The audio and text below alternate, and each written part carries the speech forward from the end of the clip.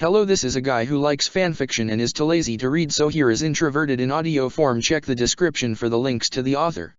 Chapter 6, Clearing Misconceptions in the Dark. Naruto was smiling.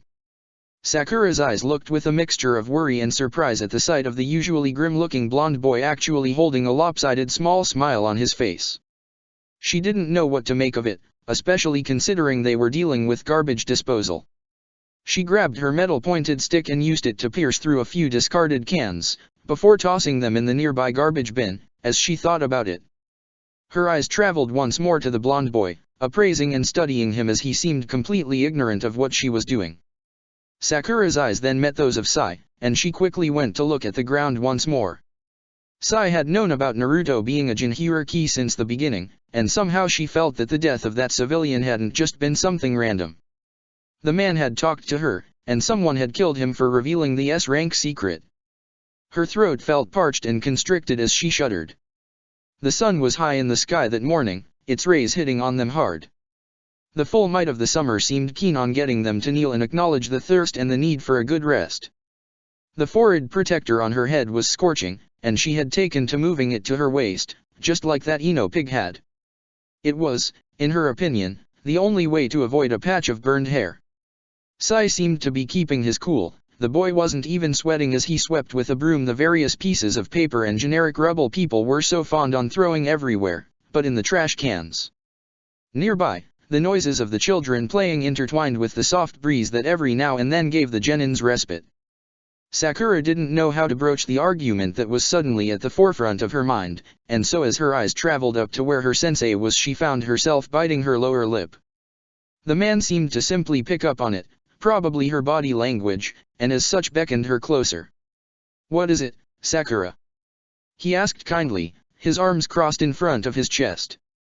"Sensei, what's the purpose of D-ranks?" Aoba's head moved slightly up, as if he was actually pondering on this, before returning back to stare at her. At least, she didn't know if that was true since the man was wearing sunglasses, but she could suppose he was looking at her while talking. "There's not a clear answer to that," her sensei's voice came with a toneless pitch. "Some might say it's because they're just a way to show how helpful shinobi are to the population of the village, but since everyone in the village has shinobi relatives, what's the purpose of that? Others might say that since there are few civilians, then shinobis are naturally used as workforce to do public works. Personally, I think everyone sees in D-rank missions what they want to see. Well, I know that for some shinobis, D-ranks are things they do to stave off the boredom, trying new and original ways to complete them to keep their wits sharp without actually risking a do-or-die situation on a more dangerous one," he explained calmly, bringing up his index finger as if to denote the one option. Others, here his middle finger also came up, denoting two, rather believe that D-ranks are used to unwind stressed shinobis. Collecting garbage is boring and repetitive, but at least it beats going on another assassination mission. You know, instead of having a simple downtime, you collect garbage or help a lady with her shopping. Sakura nodded at that, but then her sensei brought up his third finger. "Or it might just be a security reason," Aoba shrugged as he said that. "Having shinobis do works around the village may help in revealing foreign spies, address potential security leaks and much more. A jounin winding down with a D-rank and filtering through the garbage might find a Kiri cipher being used on a bag of chips, for example, albeit that is an extreme example." "Ah, I see." Sakura's eyes widened at those words. It did make sense. "Then there's option 4, whereas D-ranks simply are helpful to genins to learn different types of work, so that they may easily infiltrate villages," Aoba pointed out, "or option 5 has D-ranks in place as punishment for high-ranked shinobis failing due to arrogance, or option 6 that holds D-ranks as valuable lessons on patience." "But what's the real one?" she asked, slightly pissed now that her sensei was starting to rant. "There isn't one. Maybe it's a combination of all of them, or maybe there isn't. What you need to know is that D-ranks exist, and you are doing one now." With those words, Aoba curtly nodded to her and returned to stare ahead of him. She sheepishly went back to her job, acknowledging the closure of the argument. As she began to grab once more with the pointed stick the garbage, she realized her pile had largely diminished. She frowned at that, turning to look around for whoever cleaned her area. Her thoughts went on Sai, but they were quickly discarded when she saw the boy simply too far away. Sakura's emerald eyes then settled on Naruto, and she immediately recognized she had been right. The boy's pile had considerably grown, as if he didn't know the word fatigue. He was panting hard and sweating profusely, but he wasn't stopping or slowing down at all. She decided she couldn't just keep on staring and do nothing. The very least she could do was thank him. So she returned to her own pile, and once she finished with her area she moved to his to help him out. Naruto tensed at her coming closer to his side of the park, but he said nothing as usual. "Naruto," she said, before stopping. The boy's shoulders had frozen, as he was apparently returning to his grim face as he turned to look at her. "Naruto?" "Yes, Sakura?" he asked, trying to feign a smile. "Can I help you?" "Oh, no," she answered quickly. "I wanted to thank you." The boy actually winced at that, before nervously chuckling. "Ah, for what?" His voice was soft-spoken, barely a whisper as it went by. She gave him a tiny and awkward smile, before answering. "Well, you did clean a bit of my side, didn't you?" "Oh, that? That was nothing, I just thought it would be quicker that way, yeah." He nodded to himself, before turning as if finishing the conversation. "Naruto, wait."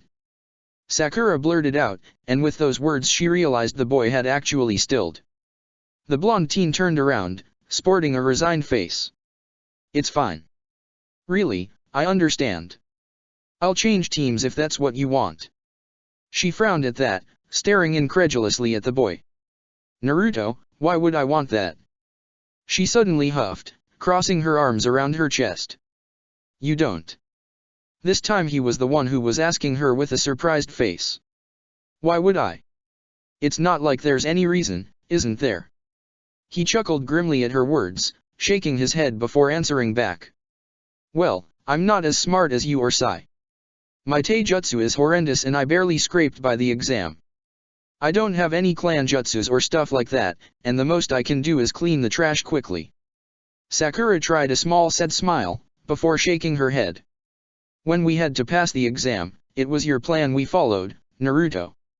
My taijutsu is horrible too, the only thing it's good at is that it follows the book. I tire quickly and get sore real easy. You actually had to carry me through the exam." An uncomfortable silence descended between the two of them, before Sakura spoke again. I know why people hate you," she murmured. "I don't think it should change anything in the team." Naruto's eyes widened at that, before he slowly brought his gaze to the side with a grimace. "It should." Sakura shook her head strongly. "Shouldn't." "Should," he retorted, crossing his arms on his chest and puffing. "Shouldn't," she replied with the hint of amusement in her smile. "Should." He nodded sagely.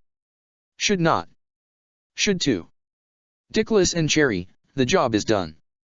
As Sai's voice piped in, Sakura embarrassedly looked away. She had entered the good-natured banters she used to have with Ino, when the two of them were still friends, with Naruto. She didn't even snap at Sai. Cherry was a fitting nickname at least. The small banter had probably taken the little time needed for Sai to finish up his own side and the remaining bits of theirs. In the end, the park was now clean of trash, and at least for a few days it would remain as such, or so they could hope. "All right," Aoba clapped his hands, walking closer to the three of them. "Sai and Sakura, I expect you two this afternoon in Training Ground 13 for taijutsu practice." The Jounin then turned to Naruto with a grim face. "I'm arranging for a teacher to take you on Kenjutsu, but so far I've got little results. Still, I'm giving you the afternoon free to look around for a sword you would like to use." Naruto nodded, settling on a hesitant smile. He was sure he could find a sword, the question was if he'd like it or not. He didn't even know where to start looking for them. Probably his sensei was expecting him to go to the nearest weapon shop and ask. It was enough if the people actually let him buy things, to ask and receive back helpful tips. Now that was impossible. Still, he said nothing as he merely nodded. He was about to go his way, when the hesitant voice of Sakura stopped him. Naruto." She hesitated, and then shook her head. "Nothing." Naruto frowned, but shrugged, and went his way. He wasn't there to actually try and enter Sakura's mind. The girl hadn't wanted for him to change teams, and that was enough at the moment. He was sweaty, and he probably stank too. He went back home slowly, entering his one-room apartment and trudging to the sink.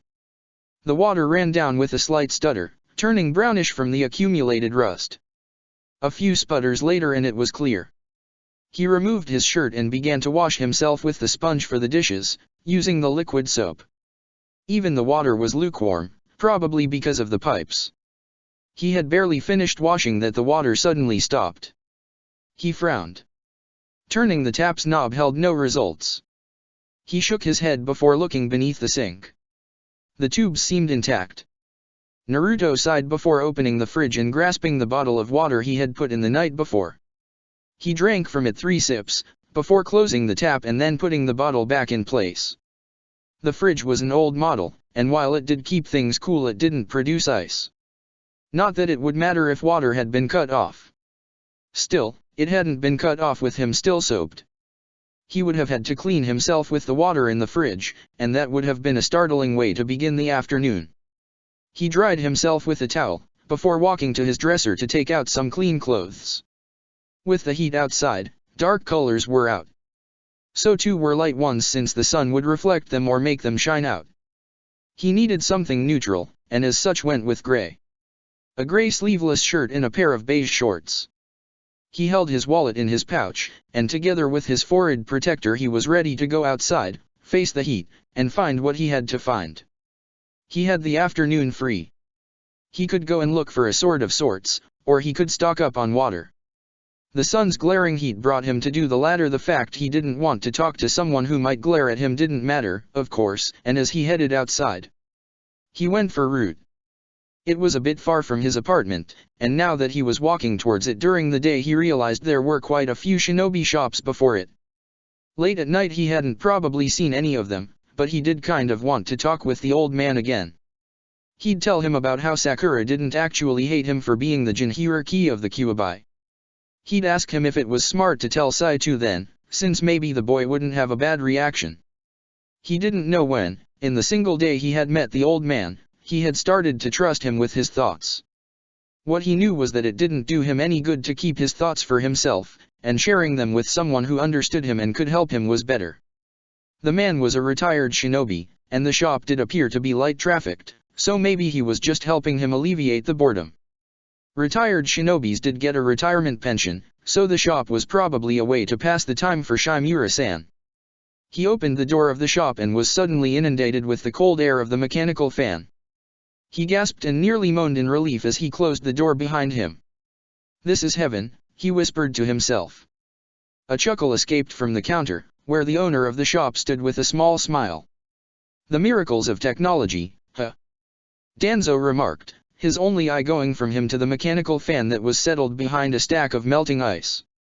The cool air was then brought forward by the wind moved by the fan, that aimed towards the counter, and the entrance was thus in the crosshair. "Hello Shimura-san," Naruto said as he walked closer to the man. "How's business?" "It's about to get better I suppose," Danzo said. The bandaged man brought his only sane arm on the counter. "What can I do for you, Naruto?" "Yeah, fun thing is, the water was cut off today." The boy grimly shook his head. "I don't know how long it's going to be, so I was wondering. Do you sell those big plastic tankards that you can fill with a lot of water?" The old shinobi closed his only eye, as if lost in thought, before grimacing and shaking his head. "We have bottles, but surely the lack of water won't last long. It is summer after all, they would be fools to leave without water a house for so long." "Alright," Naruto grimaced. "Right. Is something the problem?" "Nah. Nothing, I'm sure they'll fix the pipes in the next month." He chuckled as he said that. He knew of course that the pipes would be repaired. His section of the pipes on the other hand, he had learned to repair them by himself, but he couldn't start on them until the workers were gone. "It really shouldn't take them that long," Danzo frowned. "We are in the middle of a heat wave Naruto, surely you can ask to be moved to another apartment until they fix the problem." Naruto looked towards the door, and then back to Danzo. He finally gazed at the ground silently and hoped against all odds that the argument would be dropped. "There isn't another apartment available." Danzo queried calmly, his voice holding an undertone of steel. I don't know, he whispered. I don't want to be a bother. You wouldn't be a bother. It is the Konoha's shinobi program job to make sure all of Konoha's shinobi are housed into safe lodgings with running water, electricity, and gas. A shinobi is willing to sacrifice his life for Konoha.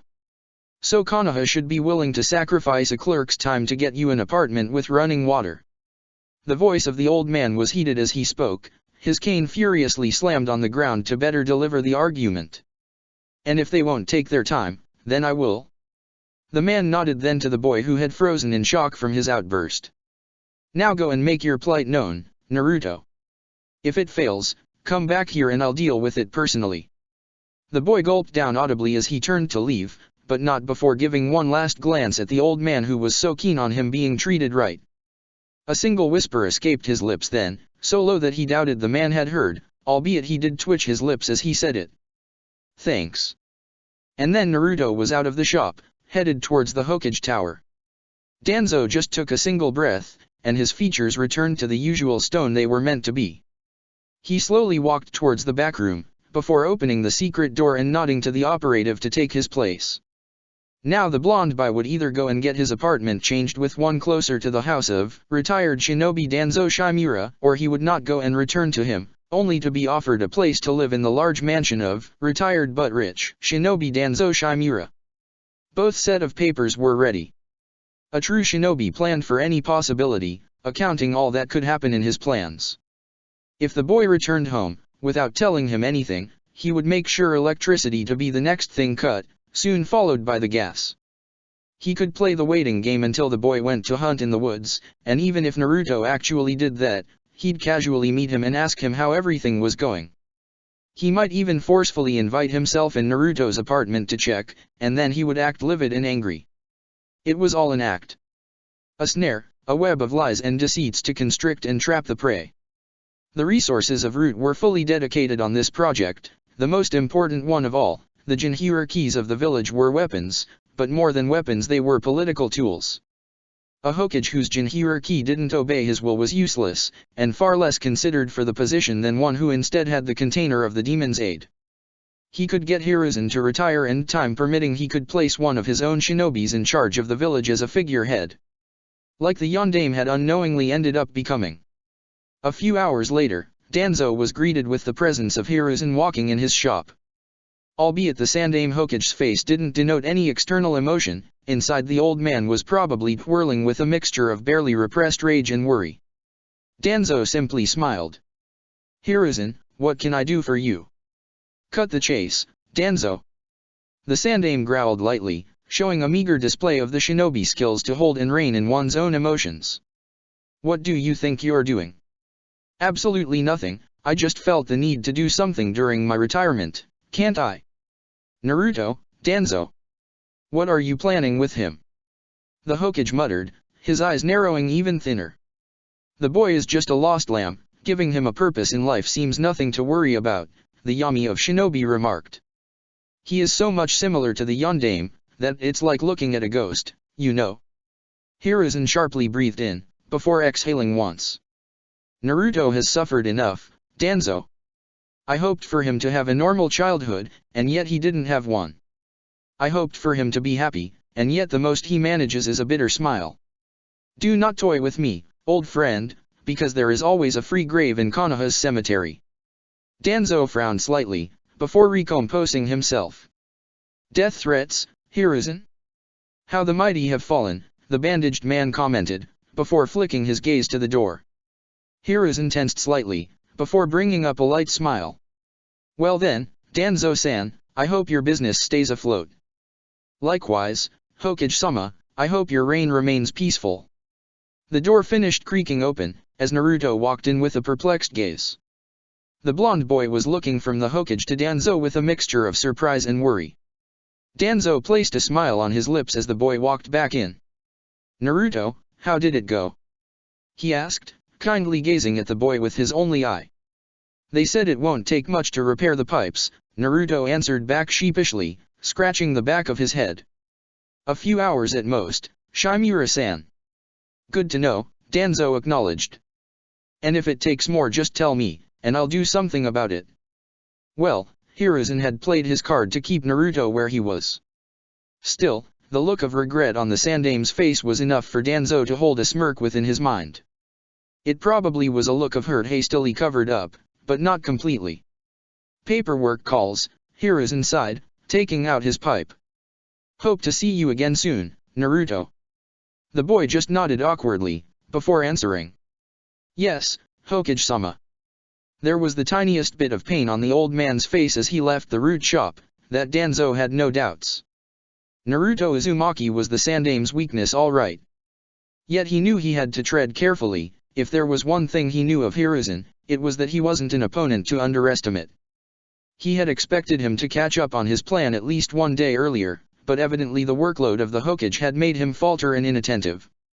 The small window of free time had been enough however, and now the Hokage had no choice but to live with Danzo being a part of Naruto's life. Shimura-san? Naruto asked after a few minutes of silence. Do you know where I can buy a sword? A sword? Danzo asked back curiously. What sword? A katana? You're a shinobi, katanas are for samurais. I'm starting Kenjutsu, Naruto replied, looking down on the ground. Sensei's teaching my teammates taijutsu, but mine is so horrible there's no way I could get on par with them, so he had me look for a sword.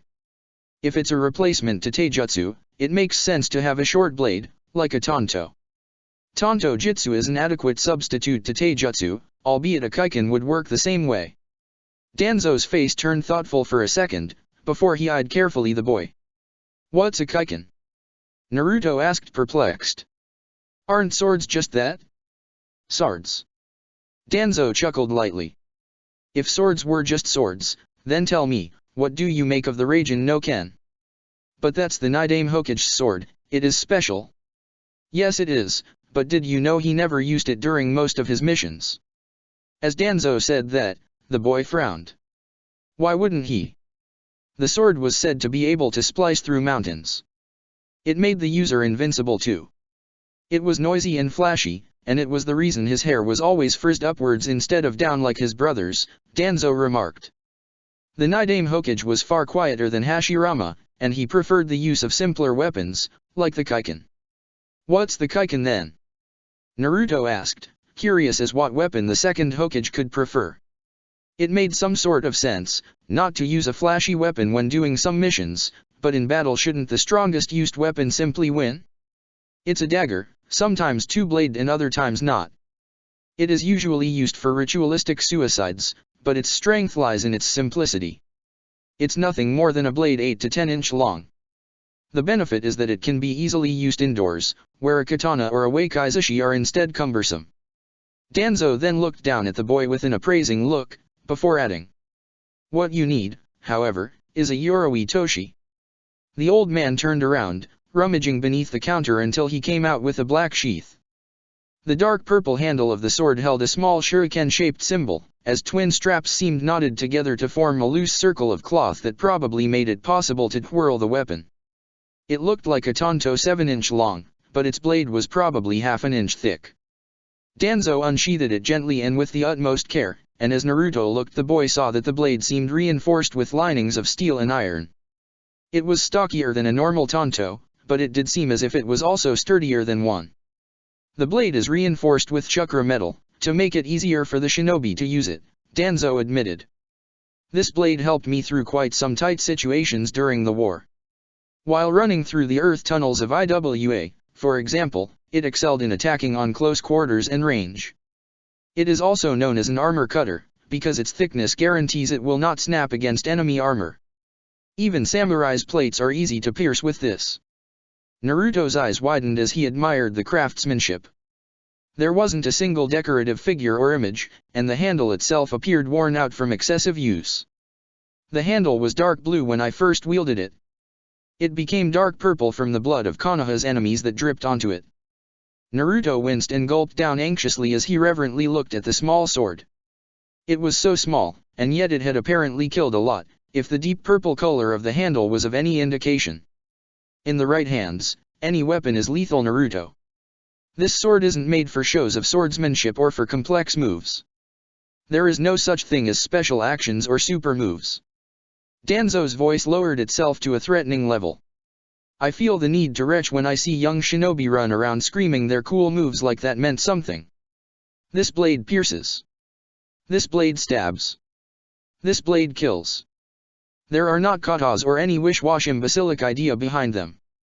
There is no form other than that which works. This blade works. Do we understand each other, Naruto? The boy's face was now frightened as he looked from the blade to Danzo and back. It was as if he feared he would use the blade on him to show him what he meant. He might have laid it thickly, but it was important the message went across. Yes, Shimura-san.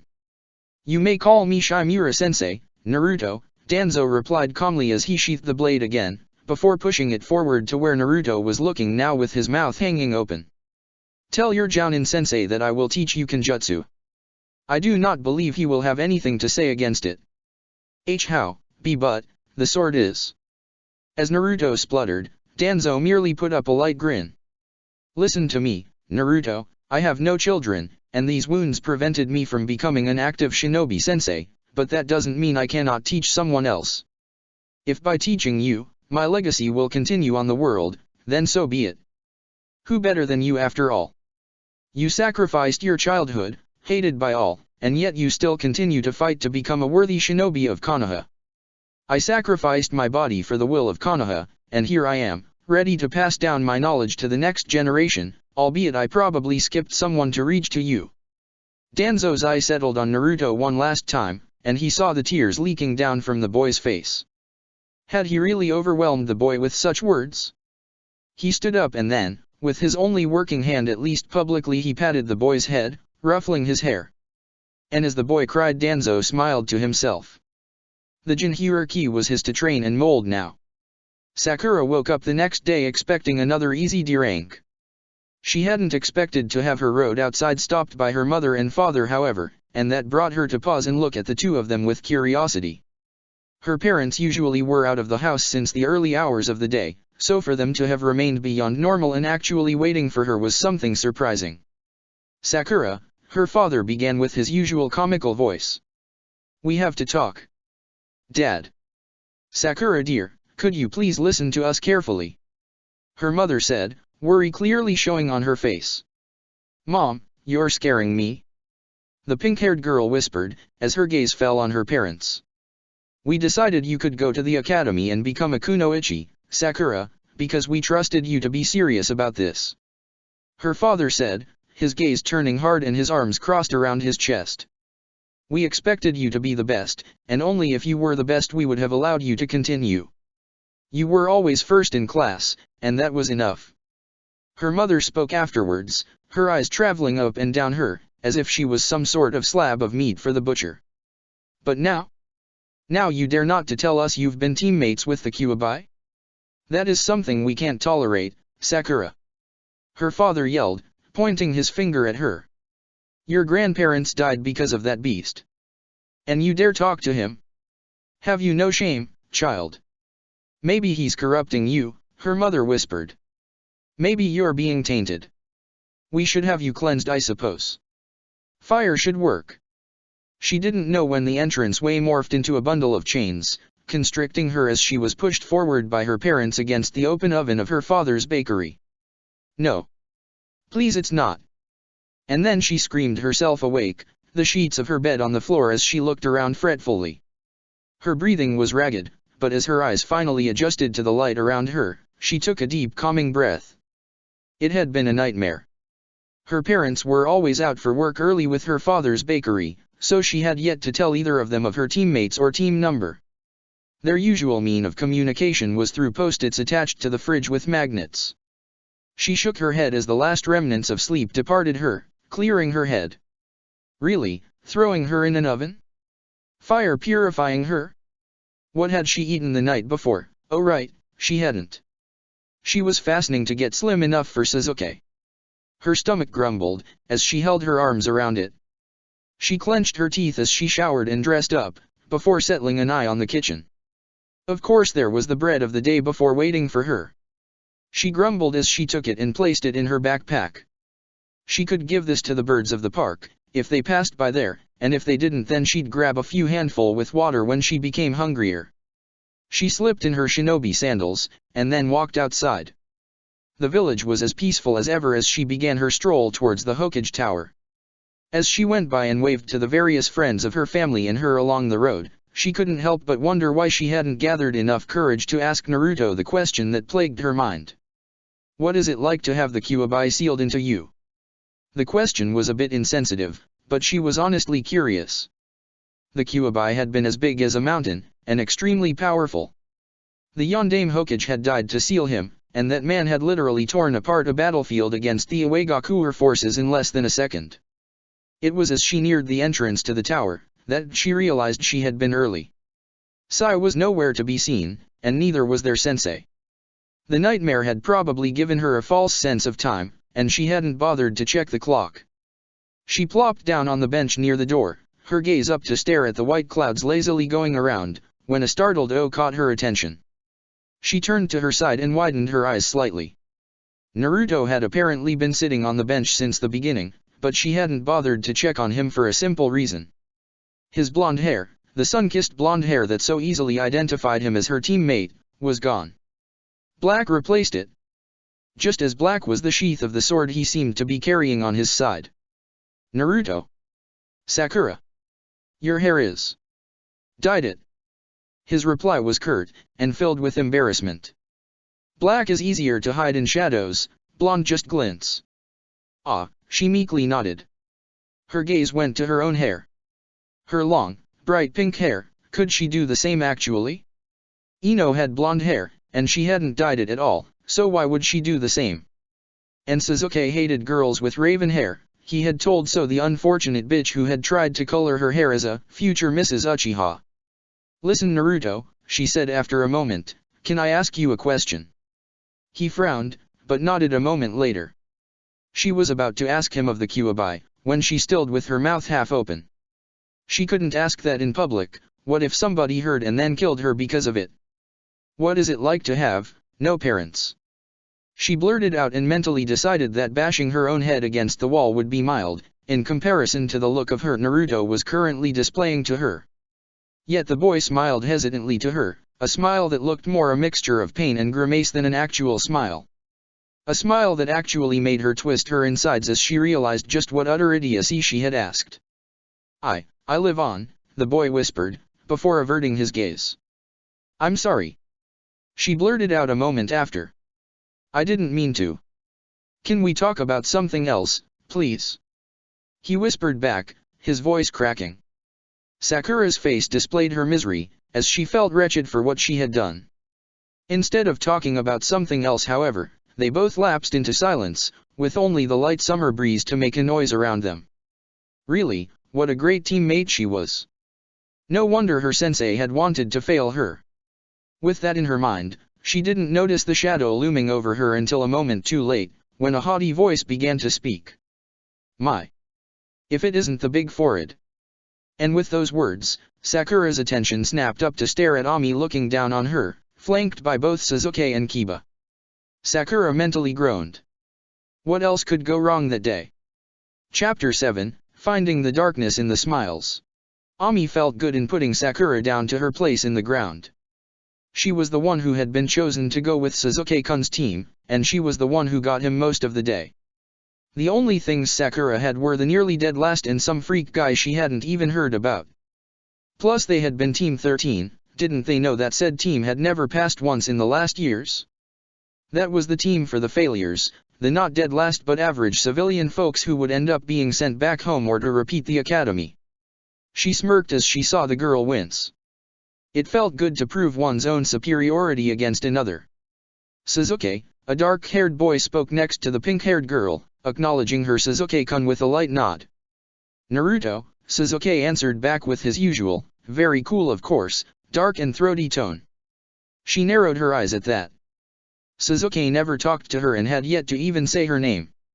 The most she got out of him were grunts, and even if she could keep on taking for a long while, eventually grunts didn't give much conversational material. Changed your hair, Naruto? Did you become a fan of the almighty Uchiha too? Kiba yelled next to her, nearly busting her eardrums with that. The Inyazuka always had to rant and yell about her Sasuke-kun, never keeping quiet. Kiba, Naruto nodded to him. He didn't say another word, and Kiba's crest lowered a second later. The Inyazuka had known Naruto for as long as they had gone to the academy, but once Toki had died, he had stopped rising to the baits of the dog user. That actually ended the discussions between the two. Sasuke-kun must be tired to hear your screeching voice every day, Sakura retorted hotly. Naruto looked towards Sasuke with amusement. This was the usual and very familiar scene he had grown accustomed to in the academy. Girls fought over him, and he looked away. He knew of course why the boy didn't simply say no. He had already tried once, and that had just brought the girls to try harder. Hard to get heirs of a noble clan like the Uchiha just added more spice to an already rich plate. Sometimes he wondered why nobody had already raped the Uchiha. Probably because they never got him alone in a dark corner. Anyway, where is your sensei? Do you even have one, or are you in the genin pool like all the losers? Ami's sharp voice made Naruto wince slightly, as Sakura hotly defended herself. Of course we have a sensei. We passed the exam. I'm sure Sasuke-kun had to help you all the way. To those words, the other girl just smiled devilishly. He did carry me like a princess. Aren't you jealous? Dream on, Sakura scoffed. Her arms crossed over her chest as she puffed her cheeks and turned her head to the side.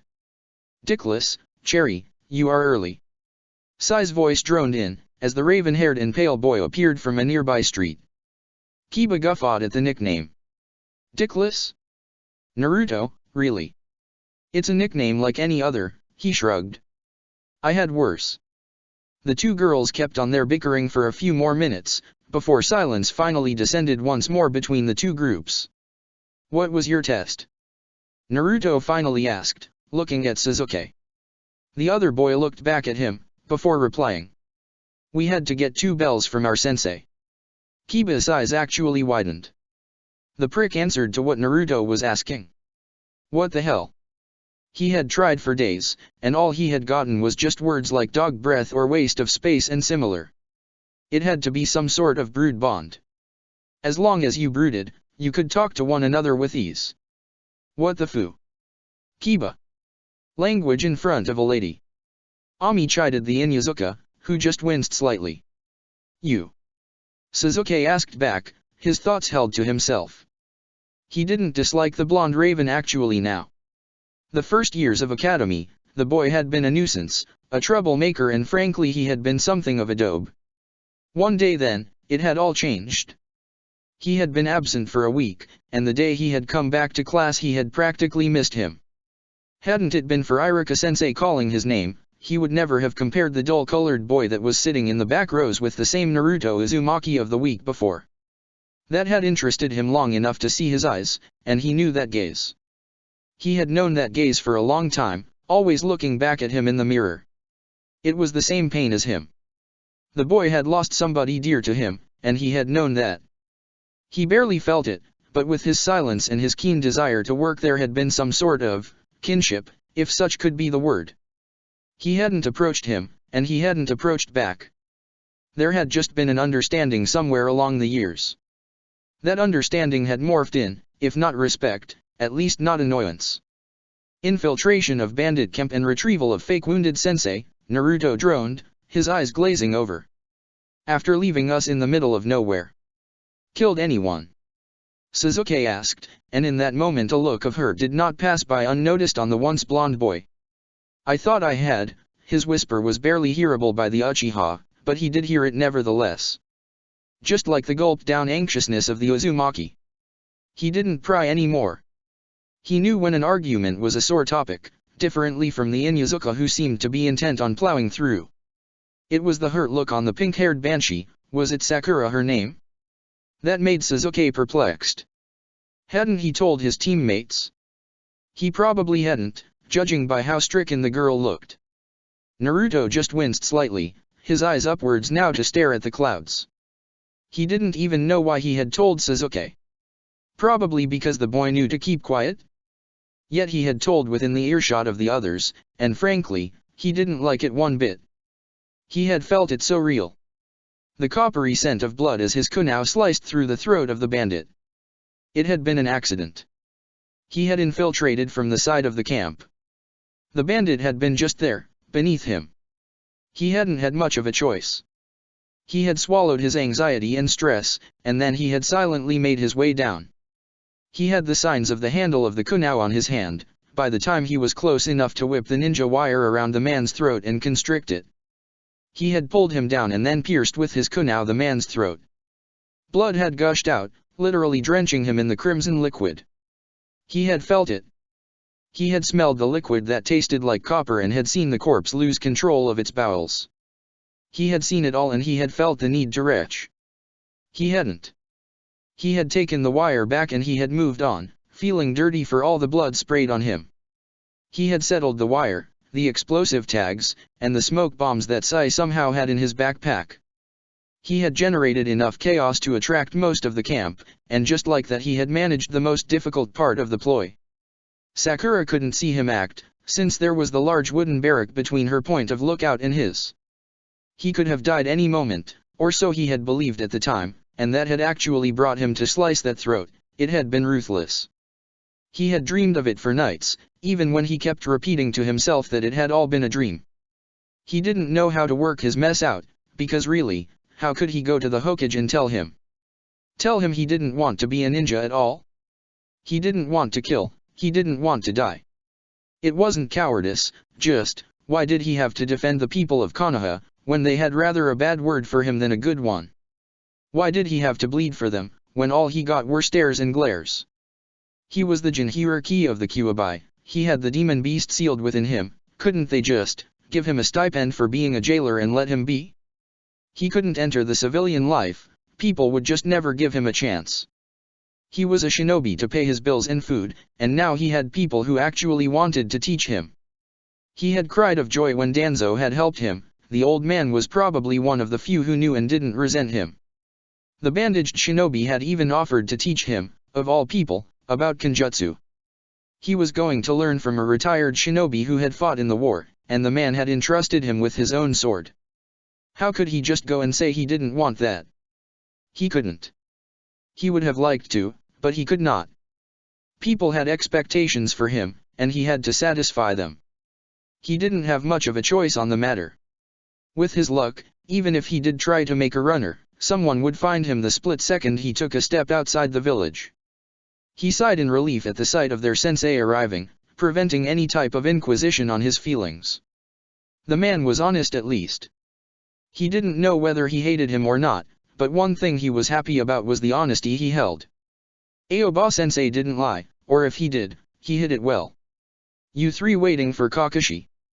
Aoba asked, eyeing the three genins that didn't belong to his group. As Kiba answered with a boisterous yeah, their Jounin-sensei grimaced slightly before adding, good luck with that. As they stepped inside the Hokage Tower, heading for the mission office, Naruto spoke. Sensei? I found a kenjutsu teacher and a sword. Aoba just nodded, before replying. Who is he? And what weapon did you choose? Shimura Danzo, sensei. I will learn how to use a tanto. Dickless can spar with me then, once he learns something. Sai's words came the next second, as their sensei just brought his right hand to his chin for a moment, before nodding. Well, I suppose it will do. Silently, they entered the mission office, and as one of the Chiryunins assigned handed over another D rank, Sakura felt there was something wrong. She couldn't pinpoint it. She couldn't even understand what it was, but there was something extremely wrong going on. Was it the fact that her sensei hadn't asked for more? Or the fact that Naruto, of all people, had found a teacher? He was the Jinhiriki of the Kyuubi. That didn't change anything to her, but the rest of the village? She knew how they glared at him, so how could he find a teacher so quickly, and so easily? He couldn't. Sakura was sure that it wasn't just a coincidence that he had begun training with a tanto, the same weapon as Sai. Why her sensei wasn't saying anything was puzzling, but it wasn't what truly bothered Sakura. She had to know how Naruto managed to talk with Sasuke. If she managed that, then Amibitch wouldn't even be a bother at all. She would ask him during their current D-rank mission. What was it, anyway? Today's duty is street sweeping and garbage division near the market. She mentally winced. Really? That had to be one of the most horrible jobs ever. It would give her enough time to talk with Naruto, she supposed. Truth be told, it didn't. Naruto was more of a ghost than a living being all throughout the morning. He was jittery and nervous, and somehow his eyes refused to even stare in a corner of the market. There was a grocery store that held the sigils of closure on them, and while the others were all opening up in the early hours, that one remained closed. She was wondering what the deal was, when finally a man limped with his cane towards the metallic grate of his shop. His face was covered in heavy bandages, and half his left arm had been removed. She didn't know why that man traumatized Naruto, but it was clear there had to be a story, especially since the now Raven boy had stopped gazing at the store as soon as the man had entered it.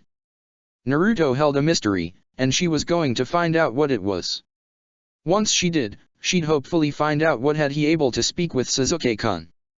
The moment their drink was finished, she was about to open her mouth to call Naruto, when the boy all but dashed away. She stood there with her mouth half open, before a nervous tick mark formed on her forehead. "Sensei?" she asked sweetly, her gaze falling on her Jounin who was still lingering close by. "Yes, Sakura. Where does Naruto live? I have to drop off something of his." It was a little white lie. She doubted it would be much of a problem for her sensei to tell her, and yet she saw him frown for a moment. "Sakura, are you and Naruto together?" Her mouth widened in shock as she paled. "What? No. I love Sasuke-kun. There's no way I'd fall in love with." "It's not a matter of love or not," Aoba remarked calmly. "It's a matter of the team's inner working. Couples cannot be on 3-member teams nor can they be assigned to the same missions or to missions in the same areas. Relationships within a team must be made manifest immediately. Do you know why?" She blinked. She didn't actually think about that. Because it poses a safety risk. Indeed. A couple tends to naturally worry about one another, thus failing to take into account the other members of the team. Chunin squads composed of 4 or more individuals can easily overcome this problem, but Genin teams or Chunin-led teams of 3 cannot. It also makes it more difficult to train a team when there's a working couple within it, since it distracts both from achieving their full potential. She actually smiled at that. That meant that if Ami bitch managed to make Sasuke-kun fall for her, they'd have to swap the team's kunoichi? Then she would end up with Sasuke-kun. Or maybe they could swap Sai with Sasuke-kun. Then she would use Naruto's help to get Sasuke to talk to her, and finally she would conquer his heart. They would then go on Chunin missions together, and finally have many babies. She was actually chuckling with glee and a maniacal glee in her eyes, as a slight nosebleed fell from her nose. "Sensei, Cherry is scaring me," Sai remarked with his usual monotone, albeit he was inching a bit further away from the girl. Somehow, while Aoba didn't voice out loud the same thought of his student, he believed it too. Naruto meanwhile settled himself on his usual seat on the corner of Ichiraku's. He eyed with a hesitant gaze Ayame, but it was Ayame's boyfriend who served him. "Naruto? What can I get you?" Mizuki smiled at him, and he hesitantly smiled back. "Pork noodles," he asked more than ordering it. "Coming right up." Ayame's voice came from the other side of the stall. "So, enjoying your drinks?" Mizuki asked him, his face still plastering a smile. "Oh yeah Mizuki-sensei," he answered back with a nod while splitting the chopsticks. The man had actually made him pass his exam, so he supposed he should be thankful about it. "They're all right. Just you wait until your first C rank," the man said with a knowing nod. "The kitty gloves come off for those." "I suppose they do," Naruto squirmed on his seat, his gaze down on the wooden counter. A few minutes passed by in meaningless chatter, before his order came to him. He began to eat in silence.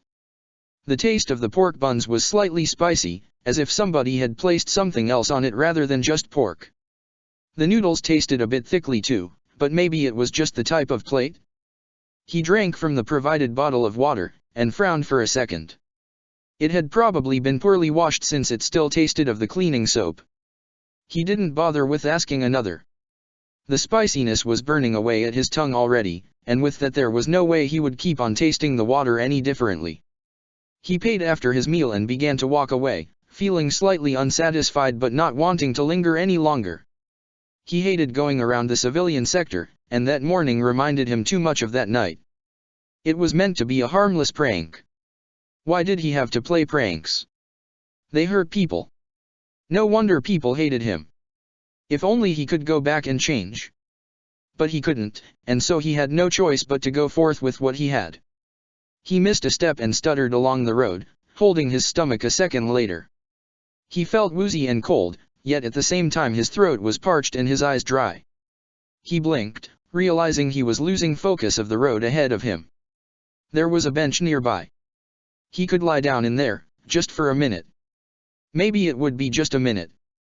He hoped he wouldn't be late for Shimura-sensei's first lesson. It wouldn't do. Naruto closes his eyes as he fell on the bench, rather than just lay down on it. His breathing grew uneven for a moment, before it finally settled down to a near halt. In his mind, Naruto Uzumaki opened his eyes to giant bars and a humongous fox, which seemed to be standing down with its paws on the ground used to lift its head. "Hello." The fox spoke clearly. Its voice didn't boom, or resound across the sewer as if it came from a titanic creature. It seemed more like the soft-spoken voice of a kind creature, some sort of sage-like entity or god. It eyed him with its crimson orbs, and seemed to be giving him an awry smile. "Ah," he muttered back. He had to blink. He didn't actually expect this. He frowned as he realized the gates were held close by a paper sigil holding a complex seal on it.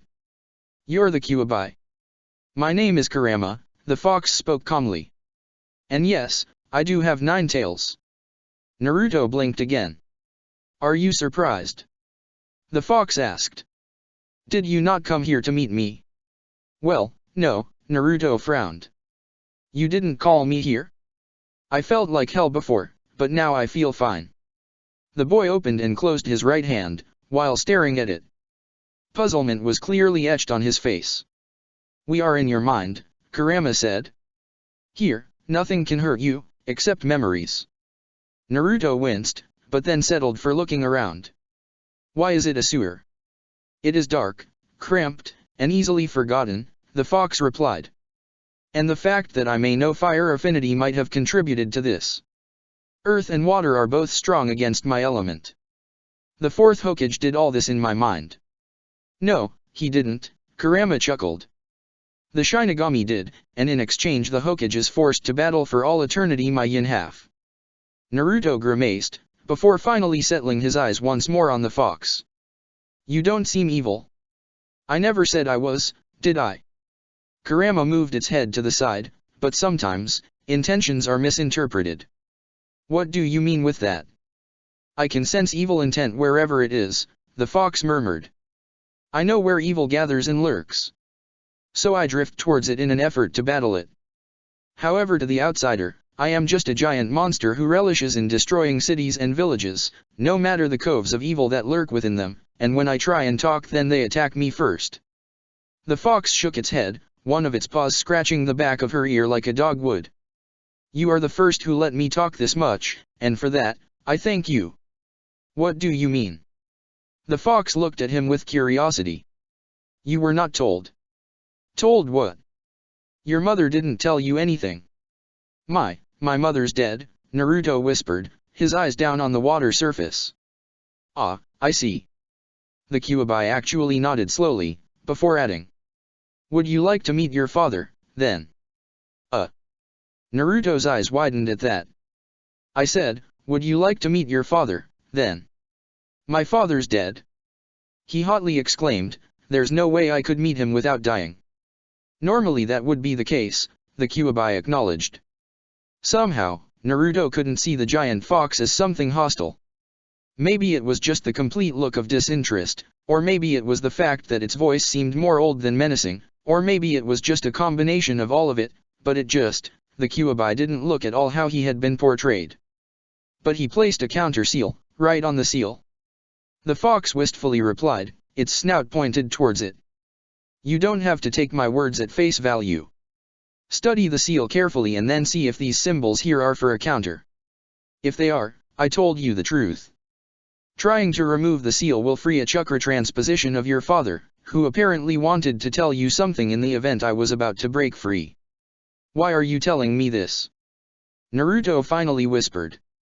You're the Kyuubi. I mean, aren't you meant to be evil and all, destroy Konoha, and be a demon and so on? Kurama merely put up a sad face. The fox then took a deep breath and sighed. The hot breath actually caused ripples in the water, as it reached him and went by. When I was first sealed, the fault lay in Madara Uchiha. The Kyuubi's voice was thick as it seemed to be remembering faraway thoughts. Mito Uzumaki, the first Jinchuriki, did not believe my own pleads of innocence. The fox's eyes grew softer as it spoke. The second Jinchuriki, she was your mother. She too did not believe my innocence, nor did she even allow me to speak. Do you know the most horrible feeling in the world, Naruto Uzumaki? It is to scream your innocence against an empty room, while you stand chained and bound in a cage from which there is no exit, forever entrapped and forever forced to be nothing more than a slave to the whims of another.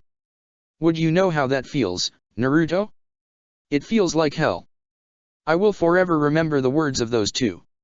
It is better if you stay down here, forever forgotten, was always their message. The fox slowly stood on its legs. Do I not have the right of freedom? Am I always forced down, shackled as a slave? Answer me this, Naruto. Do I not have the right to be free? To roam the worlds as I did in the past? I was sworn to my duty by the sage of the sixth paths. The shinobi should aid me, not try and capture me for their purposes. The voice then lowered itself a moment after, the fox shaking its head as it stared at him. I do not ask you to free me. Your answer will be the same as that of those before you.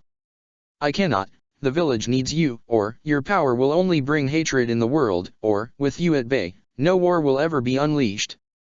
I am nothing more than a weapon now, Naruto Uzumaki. And by that extension. The Kyuubi smiled bitterly. You are one too. For I am shackled to Konoha, and so are you. For I am shackled to you, as you are to me. You are no longer a person, Naruto, as I never was considered a real being. Only a mass of chakra, incomplete, was what I was referred as. The Kyuubi shook its head. Pathetical. It growled before he returned down in his rest position. If it can be of any help, Naruto, you will die because of poisons in the next hours, unless you reach a hospital and are treated. I do not care about your death should you choose to linger on the bench. Eventually I will reform. It is painful, I must admit, but it is better than this. And then Naruto blinked as he looked around the sewer. How do I get out? He asked wearily. That is for you to find out, the Kyuubi remarked calmly, closing its eyes. Time here stretches for a while, not much, but enough to give you a little bit of leeway. You will die if you don't find a way out of course, but that isn't exactly my problem, is it? Naruto spun around, clenching his fists as he began to walk away from the fox. He had taken a few steps into the darkness that he suddenly found himself staring, once more, at the giant bars of the fox. Back again. The fox was actually taunting him now. I want to leave. Why? The fox asked. Is there something outside waiting for you? Someone who cherishes you? You know you have been poisoned, right?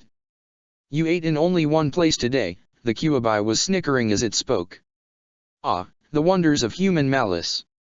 For all the monsters that hide in the darkness, the most dangerous one lurks in the sun. Humanity, such a cradle of hatred and evil I have never seen before. Naruto closed his eyes as a silent tear trickled down his chin. I don't want to die.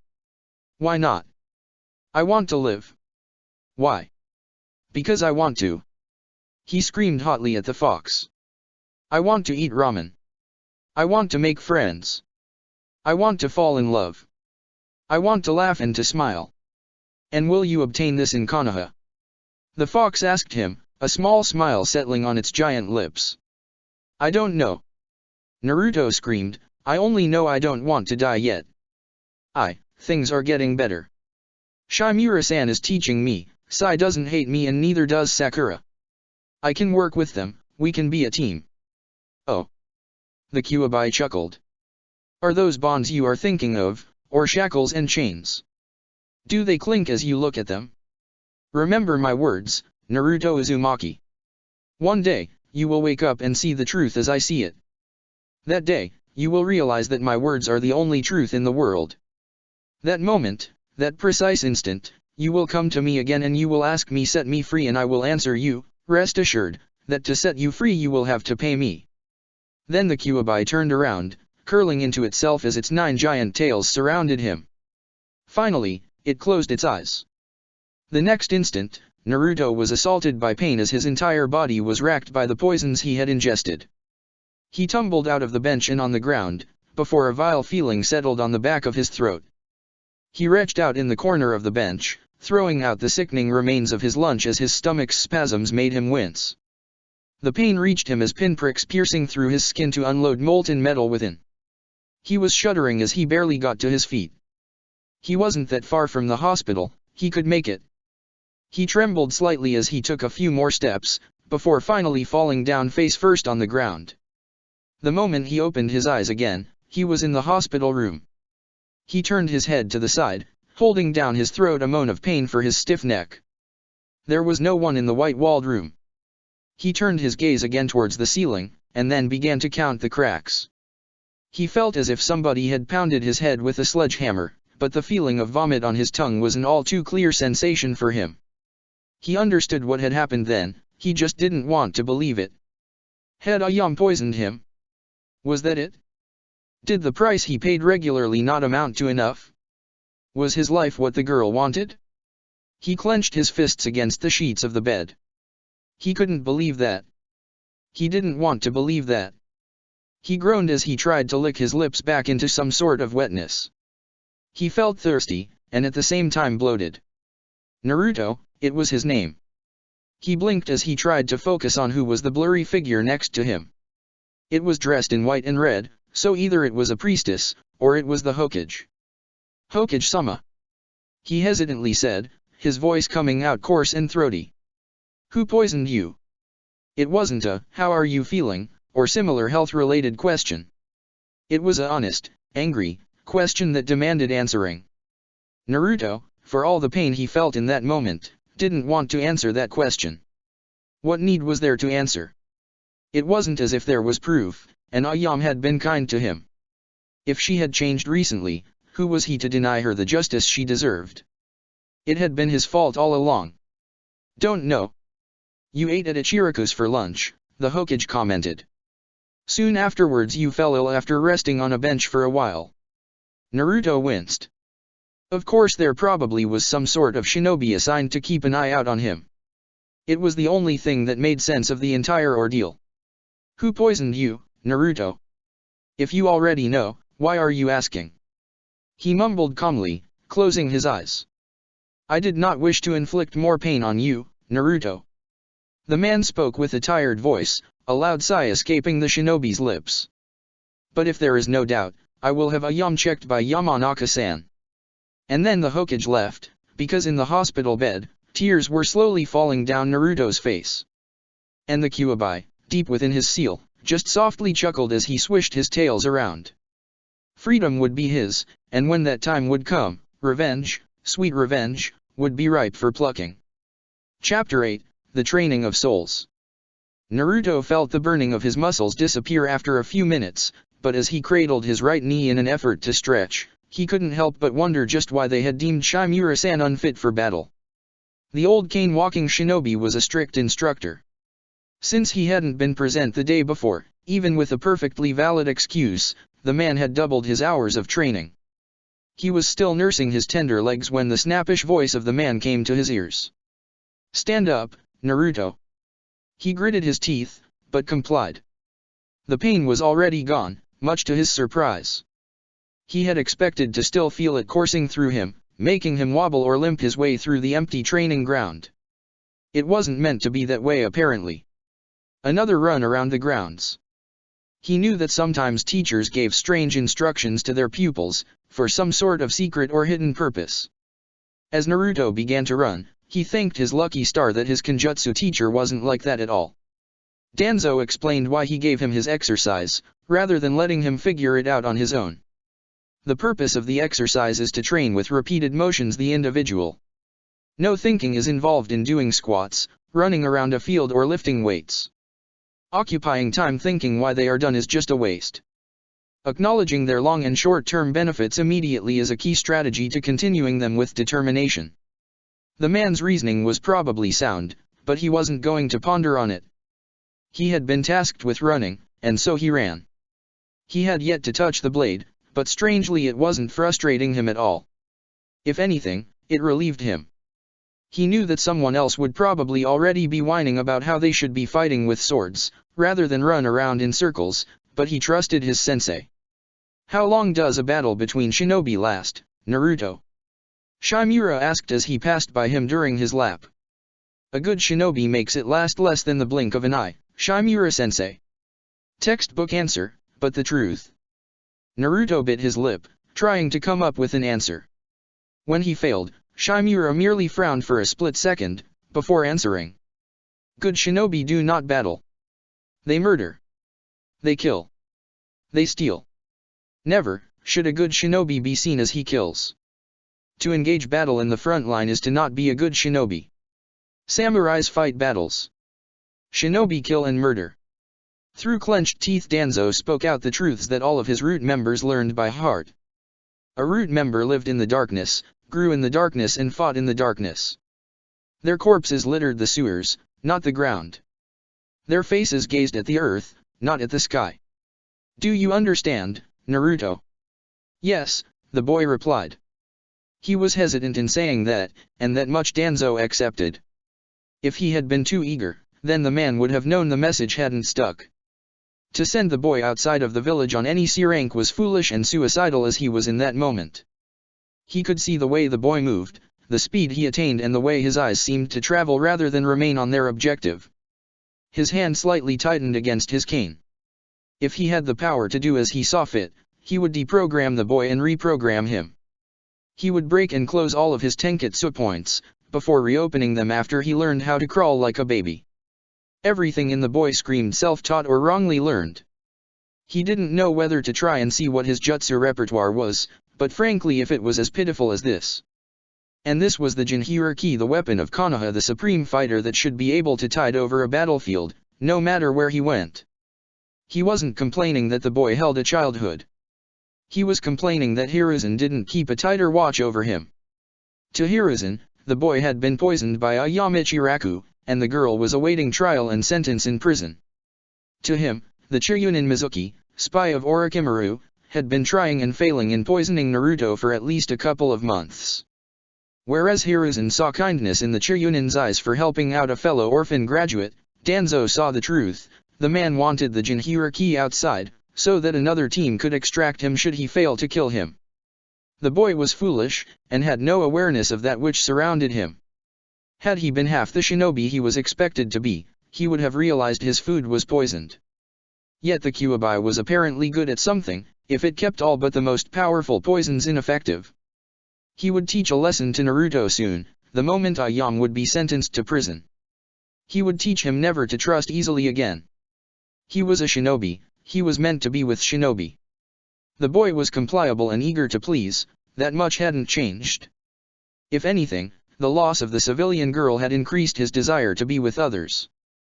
He had seemed incredibly pleased to have his training hours doubled, and Danzo was sure that, had he asked, the boy would have been fine with doing nighttime training. This was the sort of eagerness the Yami of shinobi realized was lacking in Root. The operatives obeyed, but they lacked the spirit. It probably was normal since he broke it out of them, but still. He gestured for the boy to stop by bringing up his only, visibly sane, hand. Shimura-sensei. The boy stilled, breathing hard to catch his breath. Tell me, Naruto, how is a man killed? The boy remained quiet for a moment. Danzo smirked slightly. He was trying to see how far the boy's mind could go. Naruto blinked once, before answering back calmly. He can bleed out. Then. He can suffocate. Then. You can stab him. That's no different than bleeding him out. You burn him. Correct, but not for the damage. A high percentage of burnt skin sends the body of the enemy into a state of shock. So the third answer is by himself, another. Naruto frowned, his eyes closing for the effort. He imagined a shinobi. Slicing didn't work, smashing? Burning was out. Explosions and burns were the same thing. Poison? No. Poisons can either enlarge blood cells, thus bleeding out the subject, or cause reactions that either suffocate or kill the target through the use of his own body. Naruto kept his eyes close, a whine in the back of his throat as he racked his brain for an answer. Lack of blood. Lack of air. Lack of preparation. The lack of something is always a cause for death. To kill a man, you can easily take away his family, his friends, his lover, and all that he holds dear. The man will then kill himself, since nothing holds any value for him anymore. Danzo spoke calmly, yet his only eye was settled on every single facial expression the boy is going through. Falling from great heights kills, but this fall on the lack of blood since you do bleed out, or die on impact. Excessive shock, removal of chakra and many more methods are available to kill a man. The how however usually never changes, remove something, and the enemy dies. Do all shinobi have to kill? Ah, yes. Danzo acquiesced to the question. It is a required trait for jounin, but surprisingly not for chiryunin. Many shinobi never wield a shuriken or a kunao for more than practice or training, and the chiryunin exams usually shed blood, but not lives, along their way. But C rank involves bandits. You will find Naruto that your jounin sensei will be more than able to intervene should he wish for it. Many prefer to kill in front of their genins, so that they grow accustomed to death, but not to the act of killing itself. It changes people, to kill someone. To snuff a life out of the world, to blow on a candle, to remove the chance for another being to walk the earth and redeem his actions, but sometimes, death is unavoidable to solve a conflict. Remember my words, when a conflict arises, the quicker it is put down the better it is for all parts involved. Killing others is the simplest way to go. Shimura-san, do you remember the first time you killed someone? Danzo frowned outwardly. Inside himself, he actually tried to recall the moment. It had been so long ago. Yes, he recalled. I was with my team. At the time there were 2 senseis for 6 genins, especially during times of war it was useful to have numbers rather than stealth for the low-key missions. And nobody would have fought the first and the second Hokage together, and when the Nidaime had been the only one remaining, he too had a flee-on-sight order from the enemy. Naruto raptly listened, his mouth slightly ajar as he seemed extremely curious to gather some bits of Danzo's life in the shinobi ranks. The Yami of shinobi supposed he could give away one of them, considering he had thousands to narrate. We had been scurrying the outer perimeter of the front lines, traveling from point to check on the fortifications and help in building them. During one checkup on a particularly unfinished bunker, we realized the work was hindered by enemy spies. While our senseis looked around the camp, we ended up helping build the bunker. Danzo took a small breath there. In that moment, the Kumigaku or shinobi, since we were at war with them during the first shinobi war, attacked. The Yami of shinobi remembered the explosions, the screams and the flashes of light as the enemy had disoriented the defenders before pressing forward. They had only miscalculated who was in the defenses. I would have died or been taken prisoner, had my sensei not come to our rescue. Yet I killed a few genins before they arrived to get us out of there, and I will always remember the feeling. Danzo shuddered, as he spoke then gravely. I had fallen on my back, in an unbecoming way for a shinobi. I was slashing in the air with my eyes closed and my body filled with spasms of fright and fear. The tip of the kunao nicked one of the veins on the neck of my assailers. Before he could come closer, his body fell on top of me, blood gushing out and drenching my face and my clothes, and that I will remember forever. Silence descended on the training field. Naruto didn't know what to say. His first kill had been a genjutsu. Did that make the experience any less real? It probably did. Enough of this, Shimura said. His only working hand went to the side of his cane, where he pushed a small and invisible button. There was a click, and the upper half of his cane gave way to reveal a small blade. Unsheath your blade. Naruto looked down to his side, to where his weapon was. And the cold feeling of metal settled on his chin. Never ever bring your eyes away from your opponent, Naruto. Naruto's eyes widened as he saw the man a few steps away from him, the blade a few inches from his face. He gulped anxiously, before carefully finding where his blade was on the side and unsheathing it.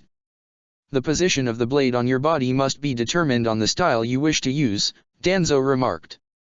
The first few movements as you unsheath determine your style, your first attack and the eventual success or defeat. Danzo's wrist flicked the blade so that it loosely resembled being sheathed on his side.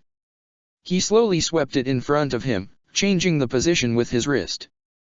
By sweeping it and changing the position of the blade at the same time, you increase the speed the blade travel, and thus the speed it cuts.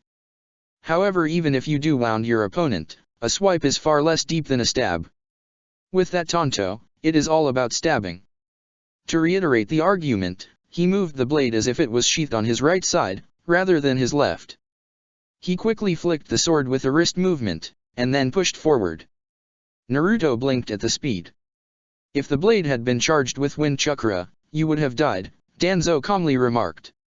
And so would have the opponent who decides to jump back rather than to the side. Slowly, Naruto saw the blade's sides start to be covered with the blue substance that was chakra, somehow increasing its length.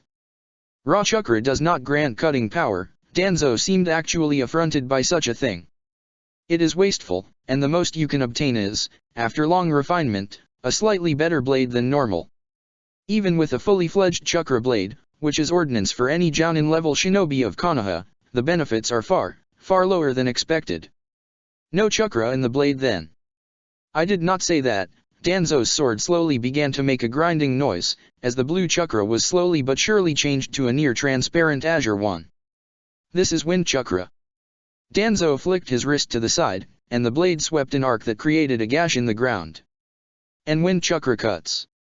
Naruto's eyes could not grow any wider, and so the boy nodded in silence. Of course, chakra affinity exercises are something taught to Chiryunins aiming for Jounin rank, or taught by clans member to their children. Since you are neither, I cannot teach you how to generate wind chakra, nor how to find out your affinity or similar. What I can do is give you the control you will need to mold chakra outside of your body, and into the blade. Danzo walked slowly towards the nearest tree. Tree climbing is considered the first exercise to be taught to genins. By molding chakra into your feet, you can have them stick to the surface, denying gravity. Since every step must hold the correct amount of chakra, and since the feet are the most difficult part of the body to mold chakra in, it comes to reason that by doing so you learn valuable secondary skills like better chakra control and multitasking. Naruto nodded. Danzo frowned and then sighed. And that would be wrong.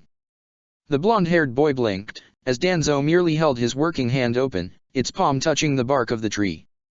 First things first, put your hand against the bark and let your chakra out of your palm. Naruto quickly obeyed, his hand resting on the trunk of the tree as he forced himself to let go of some of his chakra. The tree cracked and splintered near the spot he was touching, forcing Danzo to actually scold him. No, less chakra, considerably less. Naruto closed his eyes in concentration, slowly lowering the amount of chakra to what was but a mere trickle to him. It is a law of nature that chakra is within all living things, Danzo spoke calmly. Just as overwhelming amounts of water drown a plant, so too little will let the plant die of thirst. The correct amount is needed for the plant to prosper and the roots to grow strong. Silence descended in the clearing, as Naruto tried to move his palm who was cramping. He couldn't. He actually opened his eyes in surprise as he realized his hand was stuck to the bark of the tree. The hand is the easiest place to mold chakra, Danzo commented. Instead of wasting an entire day, having you run up and down a tree, you can more easily find the correct amount by using your hands. You should now remain concentrated on the amount you are using, and try to bring it to your feet separately. I will be watching you from afar, do not delude me. Naruto nodded stiffly, the feeling of someone else having expectations for him settling on his shoulders like a weight. He felt something warm in his chest at the same time, the idea that someone actually would watch him train, that someone would expect him to do something. He was going to get the tree exercise down before the sun settled, or he would die trying. Meanwhile, Aoba was currently watching as his two genin went through the motions of the academy style. The style by itself was nothing complicated. It was a mere punch sweep aside the enemy attack punch again, repeated and basing itself on the fact that the enemy would be as tall as the genin. Since in real life that wasn't the case, every jounin made the students hold some minor adjustments, teaching them how to correctly compensate for the enemy's height. Hit slightly higher, Sakura, bend the elbow a bit more, Sai, he remarked. Not that much, he added to the boy, who perfected the movement without fault. The raven-haired boy was on par, so he turned his full attention to the pink-haired girl. Sakura?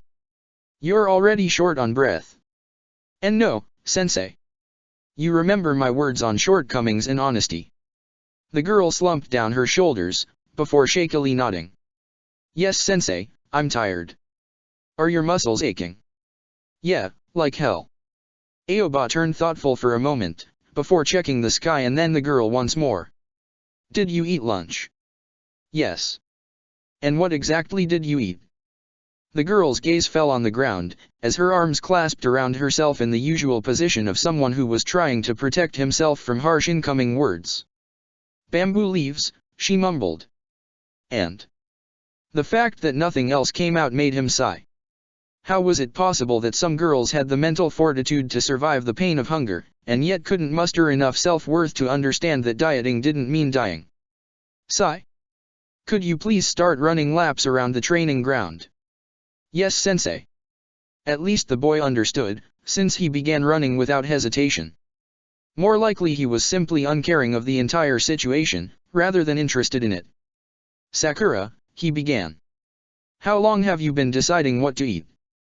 He suspected her parents didn't know about this, because if they did and hadn't done anything, he'd have a couple of words with the Genin collocation program, which basically was the child services for shinobi. Sometimes it happened that parents accepted their children going to the academy, only to change their ideas once they saw them coming back from their first missions with scars. Or maybe they just changed idea midway through the term. So the abuse began. Yelling at your son or daughter about leaving the school was generally the last resort, but it was there too. The problem was that while dropouts existed, the procedure wasn't as easy and linear as it seemed. Konoha needed shinobi. So once one was enrolled, unless there were medical or psychological matters, the child had to continue training. Many children cracked under the pressure of their parents' disapproval, and of course quite a few of the adults preferred to blame the children, rather than put the blame on themselves for having settled the deal for their child in the first place. And so the Genin collocation program was born. It assigned one-room apartments just as if the Genin was an orphan, and a shinobi, actually drawn from a random list of people belonging to the torture and interrogation department, would go and talk with the parents in the meantime. No parents understood responsibility sooner than when they received notification for a meeting with Ibiki. Anko too was pretty much quick in getting the parents to understand the matter, if only because the parents then wished for their children to learn shinobi arts to defend them from the madwoman. A few days, she whispered back uncomfortably. He knew it was a lie from the way she averted her gaze. You know I'm in the torture and interrogation department, right? And that as your superior officer, hiding facts from me that might be noxious to the rest of the team is a punishable offense. The girl closed her eyes, before finally answering back. Years. Years. Since the third year of academy. One of my classmates said that her older sister went into a diet and caught her man in a few days, she whispered. I thought it would work with Suzuki-kun, but he... Sakura, boys do not mature emotionally like girls. You could be as thin as a needle and as attractive as a kunoichi from Nadeshiko village, but until they hit their teen years, boys do not see girls as love interests, and even then the time varies from boy to boy. The girl nodded, holding her tongue because she was probably trying to hold back her tears of shame. That said, where were your parents? You didn't drop dead somewhere in the middle of the academy, so I suppose they did feed you, didn't they? The girl opened her eyes again, before meekly whispering. They usually come back in the afternoon late enough for dinner. Her face morphed into a sad and bitter smile. Leftovers from the day go in the fridge, so I have breakfast the next. Which you don't eat, he ended her words, crossing his own arms in front of him. Sakura, I'm not going to tell you it's unhealthy, because it wouldn't change anything. A lot of people will either claim it's because you're screaming inside of you for attention, or maybe because you are generally ignored at home and seek comfort, but I'm not a lot of people, I'm your sensei. You're not a teenager girl, you're a kunoichi. I understand, sensei, I'll start eating then, she replied with the forceful smile that clearly told him she wouldn't she would just try harder to hide it herself. No, you won't. He took a small breath. He knew how to break a person. He could easily make a grown-up bandit cry in a few hours, and albeit he wasn't Ibiki because that man could get you to sing in less than 2 seconds, he knew he was good at his job. I will be talking with Naruto. Sensei. Now the girl's face was brimmed with curiosity. What does Naruto have to do with me? You decided you would be his friend, didn't you? Sakura still didn't understand where the man was going with this, it simply didn't make any sense. So now I'll have to tell him how you'll be dead before you can even make Chiyunin. Sensei. There was fear in the girl's voice, but fear only brought a person so far. You lasted 15 minutes training, Sakura. 15 minutes is not an acceptable time, not for these meager exercises.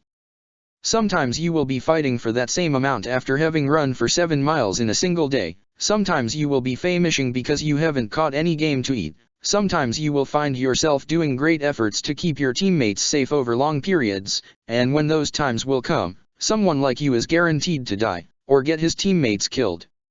And all because you didn't want to eat. B. I don't want your excuses, Sakura, Aoba replied with his calm tone. I don't even want your word, you lead. I know you won't. You'll go back home, you'll think about it, and then you won't eat. So I'll just prepare Naruto, who can count his friends on the fingers of his hand, and by hand I mean a single one, that he'll lose one. If I start now, maybe I can get him to avoid becoming too attached when you become too tired to parry a bandit's sword and are slashed midway. Or maybe I'll avoid him seeing you get captured, only to find your raped corpse a few days later. Sakura's face paled as her breath became uneven. Aoba could see the sweat already forming on her forehead, trickling down as her eyes turned teary. You have a choice, Sakura, either you eat or you don't. Either you are an effective kunoichi or you aren't.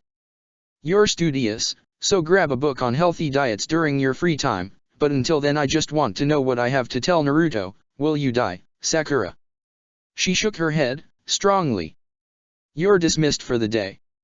And the girl ran. She ran as fast as she could out of the training ground.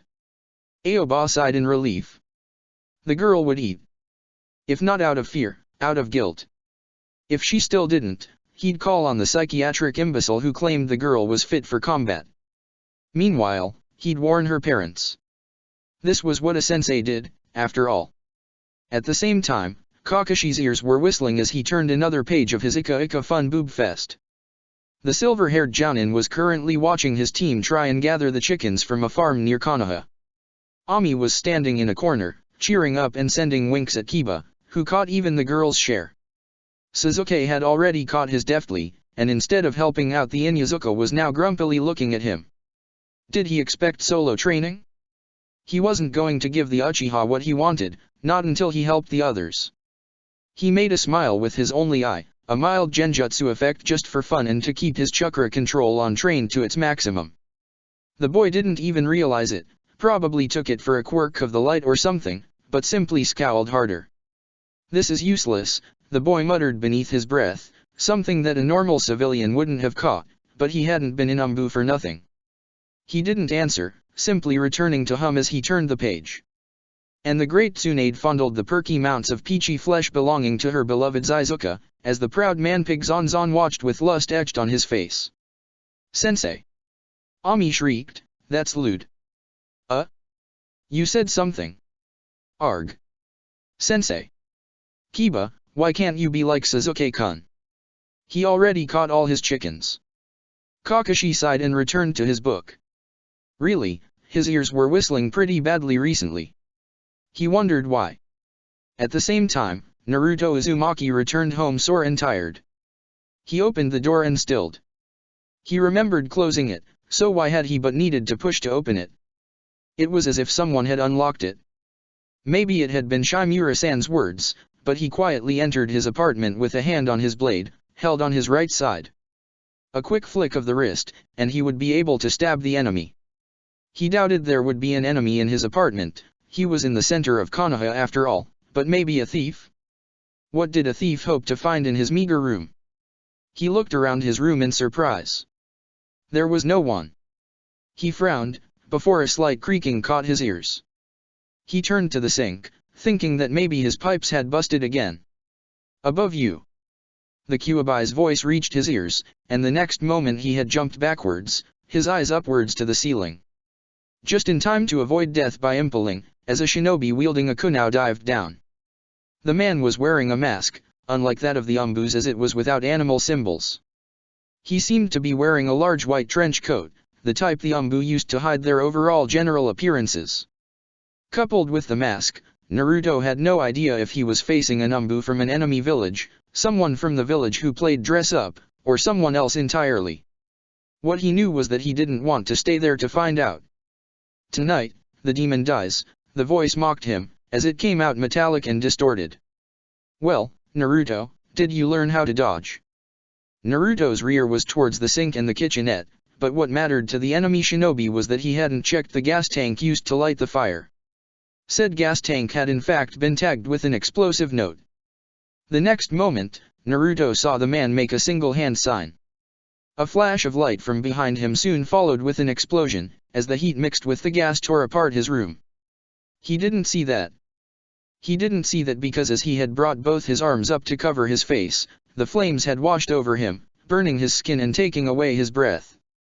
How do you kill a man? The strength of the explosion sent him flying, landing with a sickening crunch against the other side of the wall. The flames began to feast on the walls then, burning through the room quickly as they neared his fallen body. "Really?" the Kyuubi grumbled. "I thought better of you. It hurts. Want me to make the pain go away?" the Kyuubi asked. "Want me to help you? Please, just make it stop." "No. Welcome to my world, Naruto Uzumaki. Welcome to a world where pleads go by unheard and unanswered." And then Naruto screamed as the flames nearly reached him. Nearly, because a snake made of ink appeared from the hallway, slithering its way to the gas pipe and closing it. It was soon followed by a slightly bigger lion, who reached him in less than a second, before eating him alive. The cool sensation of the ink did nothing to stop the pain he was feeling. Finally, he was brought outside by the lion of ink, which dropped him in front of a perplexed Sai before returning inside to douse the flames he hoped. "What happened?" Sai asked. "Enemy, shinobi." He managed to whisper back, before darkness claimed him once more. Sai left the place to the medics, who gave a quick glance at Naruto before bringing him quickly on the stretcher, and then running towards the hospital. The rude shinobi looked back at the burned house and frowned. Danzo-sama's plan of getting the trust of the boy did not require burning down the boy's house with the boy within. It also did not require needless risks like the fire spreading. This had to be an external force, and if Naruto had said, "enemy shinobi," then it meant there had to be an enemy shinobi. Thankfully, Danzo-sama's incredible planning had suggested he take up residence close to the boy, to observe him and intervene should the situation arise. Whoever the attacker was, he had been good enough to slip in through the umbu's guard rotation over the Jinhiriki. A guard rotation of which the Hokage wasn't even wary of. This was all extremely strange. He had to report back to Danzo-sama, after dealing with the Chiryunin guards who were now asking him questions. He wondered how he should answer to the question, "Are you a friend?" for a moment, before making his smile, which he now hoped was genuinely good, to pass off as real, and answering back, "I am his teammate." That was a good enough definition, for the moment. Chapter 9, Talking with One's Father. The white ceiling of the hospital was starting to grow on Naruto. If his entire body wasn't flaring with pain, he would have even begun to enjoy the room's flowery smell. He scrunched his face in an effort to sniff the air once more. Yes, it seemed there was a different smell from the usual antiseptic one. Grumbling and wincing for the sore flesh that was reknitting beneath the bandages, he turned to look at his bed desk. Some pretty-looking flowers, with white delicate petals, were held inside a vase of plastic. It was actually a touching thing. Somebody had brought him flowers. He wondered if it might have been the Hokage, or maybe his sensei. He supposed Shimura-san had been warned by now, considering that from the window he could see the sun settling. The window was slightly ajar, as if somebody had walked in and out.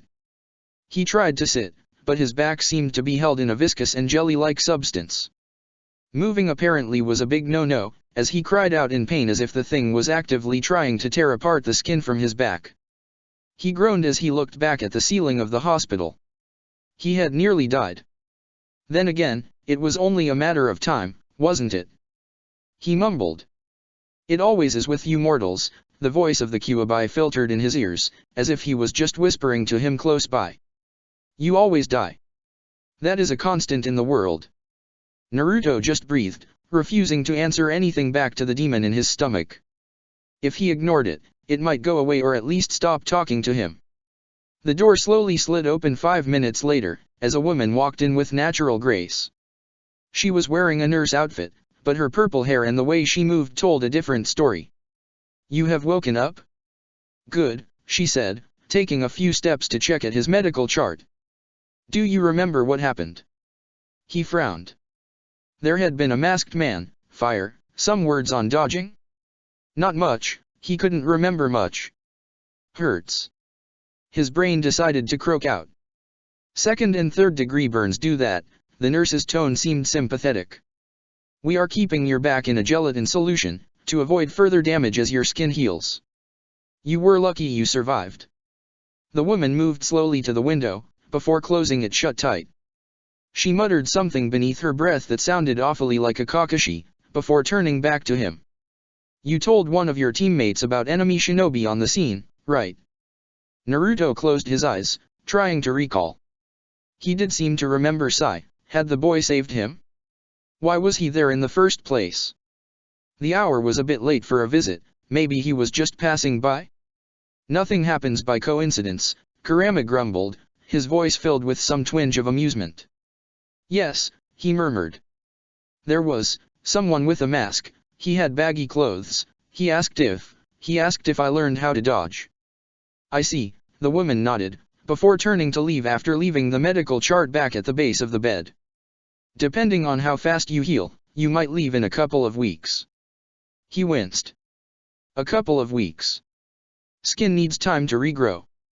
The woman then left, closing the door behind her. He sighed before moving his hands over his chest, raggedly breathing as he tried to sleep again. There wasn't anything else he could do, was there? He found himself walking through the sewers once more, his gaze landing on the Kyuubi's form behind the bars. The eyes of the Ninetales were slightly narrow, but not in anger at him, more like in a softer tone, as if he was simply deluded with him. Well, in the hospital again. It's not like I like being in here, Naruto muttered back, looking around as he took in the dingy state of things. The pipes were rusty and leaky, as they ran across the walls all around them. The water was knee-deep, and while there wasn't actually a smell, he couldn't help but think that it clearly had to stink, being in a sewer and all.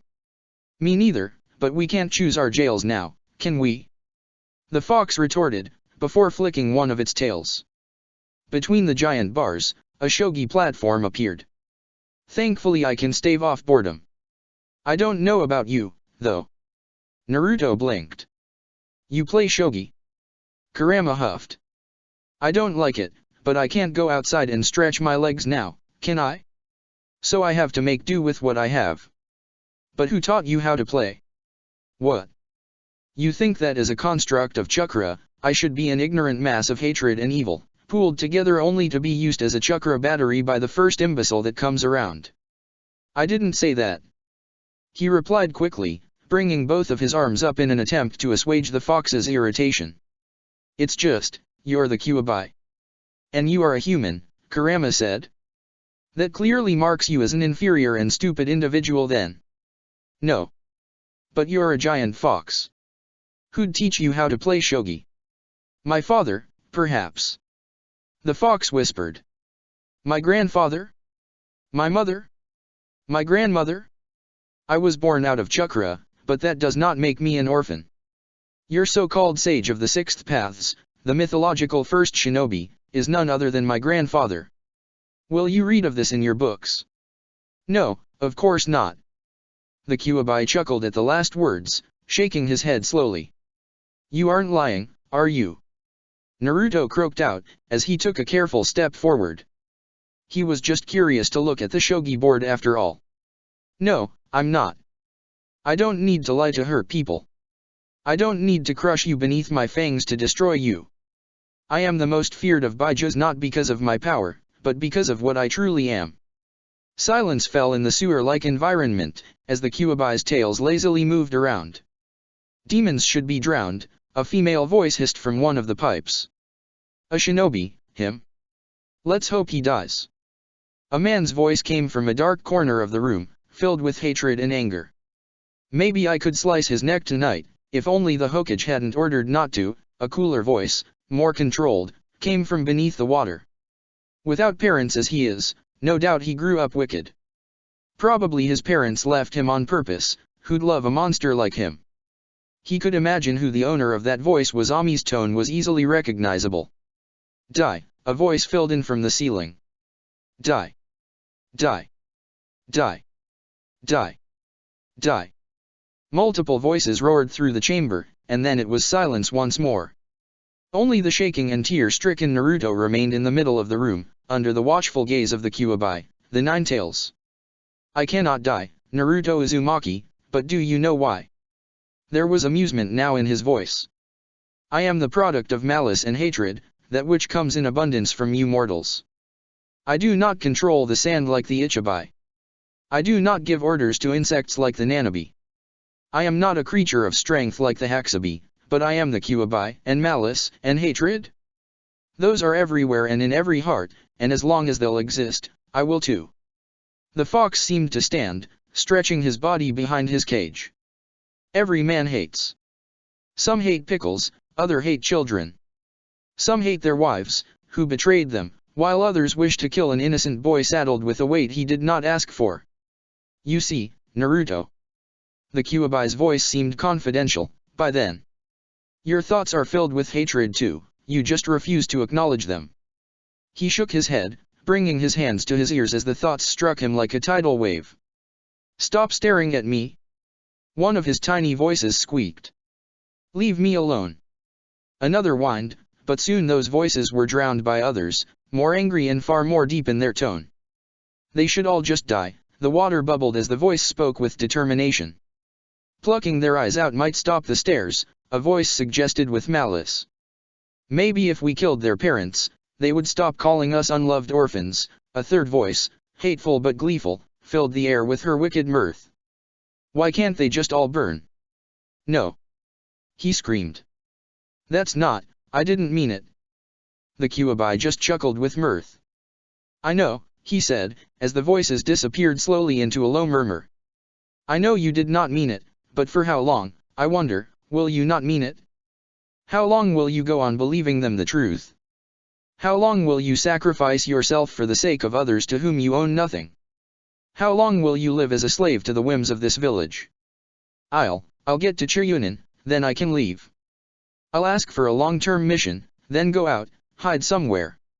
A shackle born of fear is no different than one born of hatred, the Kyuubi commented wistfully. And what if you can't? What if they don't let you leave? What if they don't let you live? Then I'll become strong, and then I'll escape. We should have him sealed after Chiryunin, Hiruzen, a female voice grumbled from a pipe. We cannot let him leave and risk the Kyuubi to the outside, a male voice countered. We could use the Hyuga's seal. Hiruzen, you have to realize it. We can't let him go around unchecked. The female voice remarked haughtily. He had his childhood, now act like the Hokage you are. The male voice spoke then. Think of the village. Think of what would happen if the Jinhuriki were to leave. And whose fault would it be? Hiruzen's, the Hokage's voice, came in filled with such a thin tone of venom that even Naruto shuddered at it. You think it's fair? No. I will not have him branded like cattle. One day, Hiruzen, there will be another Hokage in that chair, the female voice spoke slowly. When that day will come, I hope the Jinhuriki will still be in Konoha, otherwise you will have given your successor the task of fighting the Fourth Shinobi War. Leave me Koharu, Homura, and don't show yourself in front of me again for a while, you both disgust me. The Kyuubi just chuckled again, showing his pearly white fangs to him. Well, shackles are shackles, but does it even matter in the end? A prisoner is a prisoner, whereas it is made of chakra or of flesh. Sealed or branded changes nothing. Hokage-sama said he wouldn't do it. He exclaimed back at the Baijiryu. Yes, he wouldn't, but what of his successor? He'd choose a good one. One who wouldn't do it. He hesitated. What did he know of who was going to be chosen as a successor? Fuinjutsu is a difficult art, the Kyuubi remarked. It takes considerable skill to master, something you do not possess. The Uzumaki were famed for their seal knowledge, and yet the Hokage used the Shinigami itself to seal me. Do you know why? Naruto shook his head, as he began to look for an exit. He didn't want to remain there a second more. Because as I spoke to him of his sins, as I narrated the hatred of others to him, he was so shaken he nearly dropped the child he was carrying in his arms. Mom, when is Dad coming back home? A child's voice asked with fear. Uncle? Where is Dad? Daddy isn't coming. Mom? Mom, where are you? My parents didn't die. They were strong. Mom. Dad. Don't leave me. The Kyuubi then laughed. He laughed as the water that surrounded them grew to reach his stomach. You humans always think yourself so powerful, so tall and mighty, so masterfully prepared for everything, the crimson eyes of Kurama shone. But you forget yourself. You forget that everything has a consequence. That everything has a price.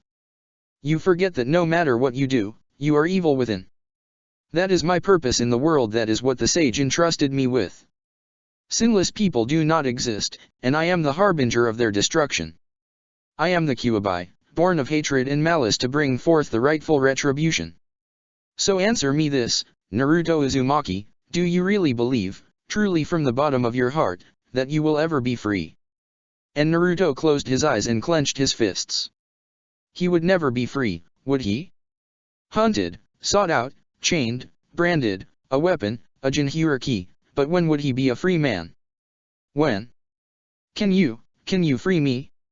Everything has a price, the Kyuubi whispered to him. Remove the seal, and you will have what you desire. He looked at the seal and bit his lip, as the water rose once more, to the point where he could easily float towards it to break it away. He paddled towards it, his right hand gently moving to grasp it at the corner. He was about to yank it out, to remove the scrap of paper, when a strong hand stopped him on the spot. The Yondaime Hokage narrowed his cerulean eyes on him, before turning to gaze at the Kyuubi. Kyuubi, he hissed. Minato, Kurama replied calmly. We were just done talking about you. Take your child somewhere else, and tell him of the joys of being a slave to Konoha, would you? I grow tired of this. The water level dropped in an instant, but just as they were about to leave, the Kyuubi gave out one more call. And ask him of his mother. He will enjoy the revelation, trust me. Then with a bark of laughter, the Kyuubi resumed his shogi moves. Naruto found himself in a featureless room, with white walls and a white ceiling. Only the Yondaime stood there in front of him, clad in his attire and his cloak with the flame symbols on the lower end of his mantle. His eyes were narrowed, but more in a sort of examination of him than in anger. Naruto. He murmured, why? Naruto's throat bubbled up. He was staring at the fourth Hokage, the man who had sealed the Kyuubi in his gut and if the Kyuubi was to be believed, this was his father. His father was the Yondaime. And there was no way the Sandaime hadn't known. There was no way people hadn't known.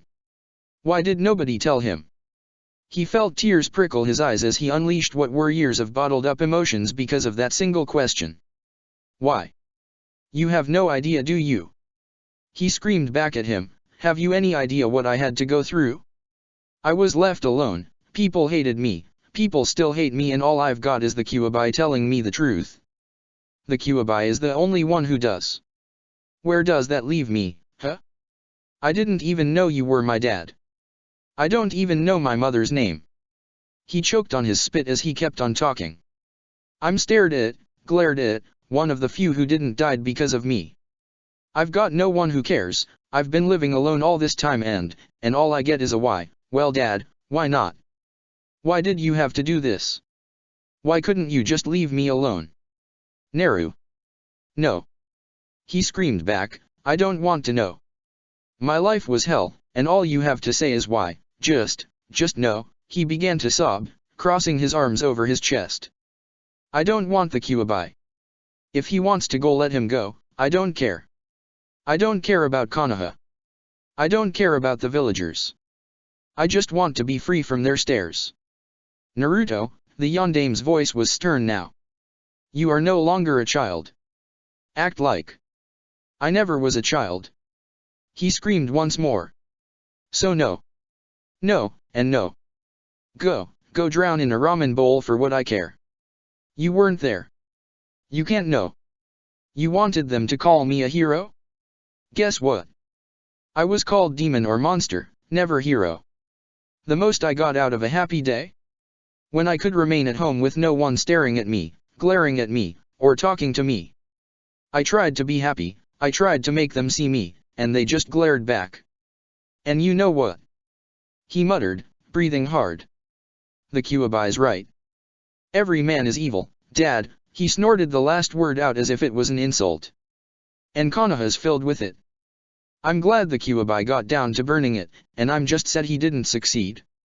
The slap echoed through the room as his father gazed at him with anger. Shut up, he hissed, as Naruto's hand went to hold onto his burning cheek. You're angry, and I understand that. I'm sorry things turned out this way, I'm sorry you had to deal with all of that, but you can't just go and spout that nonsense. The Yondame seemed positively heated up, as he spoke next. I had wished for you to be seen as a hero, but if this happened, then I understand your anger, he muttered, shaking his head slowly. But your anger does not excuse your words. Should you wish the death of innocent children in their cradles? Are the ones who actually cherish you worthy of being killed? Are the kids who are growing up and know no better really the culprit of their parents' words? You can't fault everyone, Naruto. You can't. But they can, right? They can just give me the fault for everything and be done with it, he snorted back. They can come up and call me demon and monster, tell me I killed their families and then move on like nothing ever happened.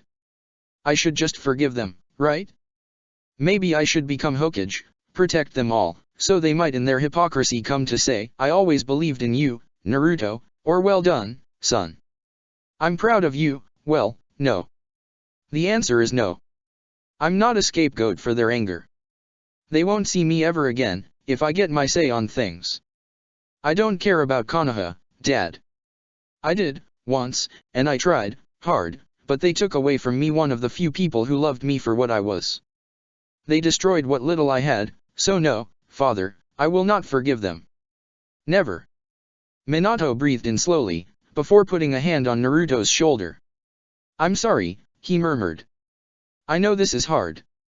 Heck, I didn't expect this. I thought that I'd meet you in a pinch, maybe when somebody else tried to remove the Kyuubi and help you out. I didn't think I'd meet you so soon, driven by desperation and anger. I'm sorry, Naruto. His eyes grew soft and half-closed, as he muttered. And I know that saying sorry never works. I know it all too well. Naruto bit his lips. His first instinct had been to skive away from the touch of his father, but he was his father. It was the first time he was talking to him. The first time he was seeing him, and he didn't want to miss it. He would eventually wake up, and maybe he would never see him again, so really, he didn't want to leave.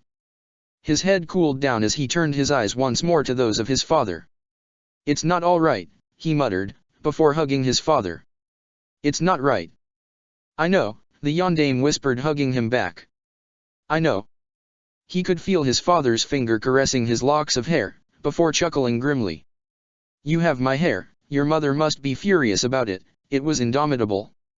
Naruto froze. Mom's dead, he whispered. Minato murmured back, when? When did that happen? He asked, slightly alarmed. She died during the Kyuubi assault, Naruto said, perplexed. I've been living in the orphanage since I was born, Dad. No, she didn't. Minato choked out. She couldn't. She wanted to, but I stopped her. I knocked her out before she could try anything as stupid as resealing the Kyuubi in her. I know she was alive when I died, I know it. But even if she did die afterwards, he murmured, what about Jiraiya? Tsunade? Kakashi? Heck, what of Orochimaru? Who?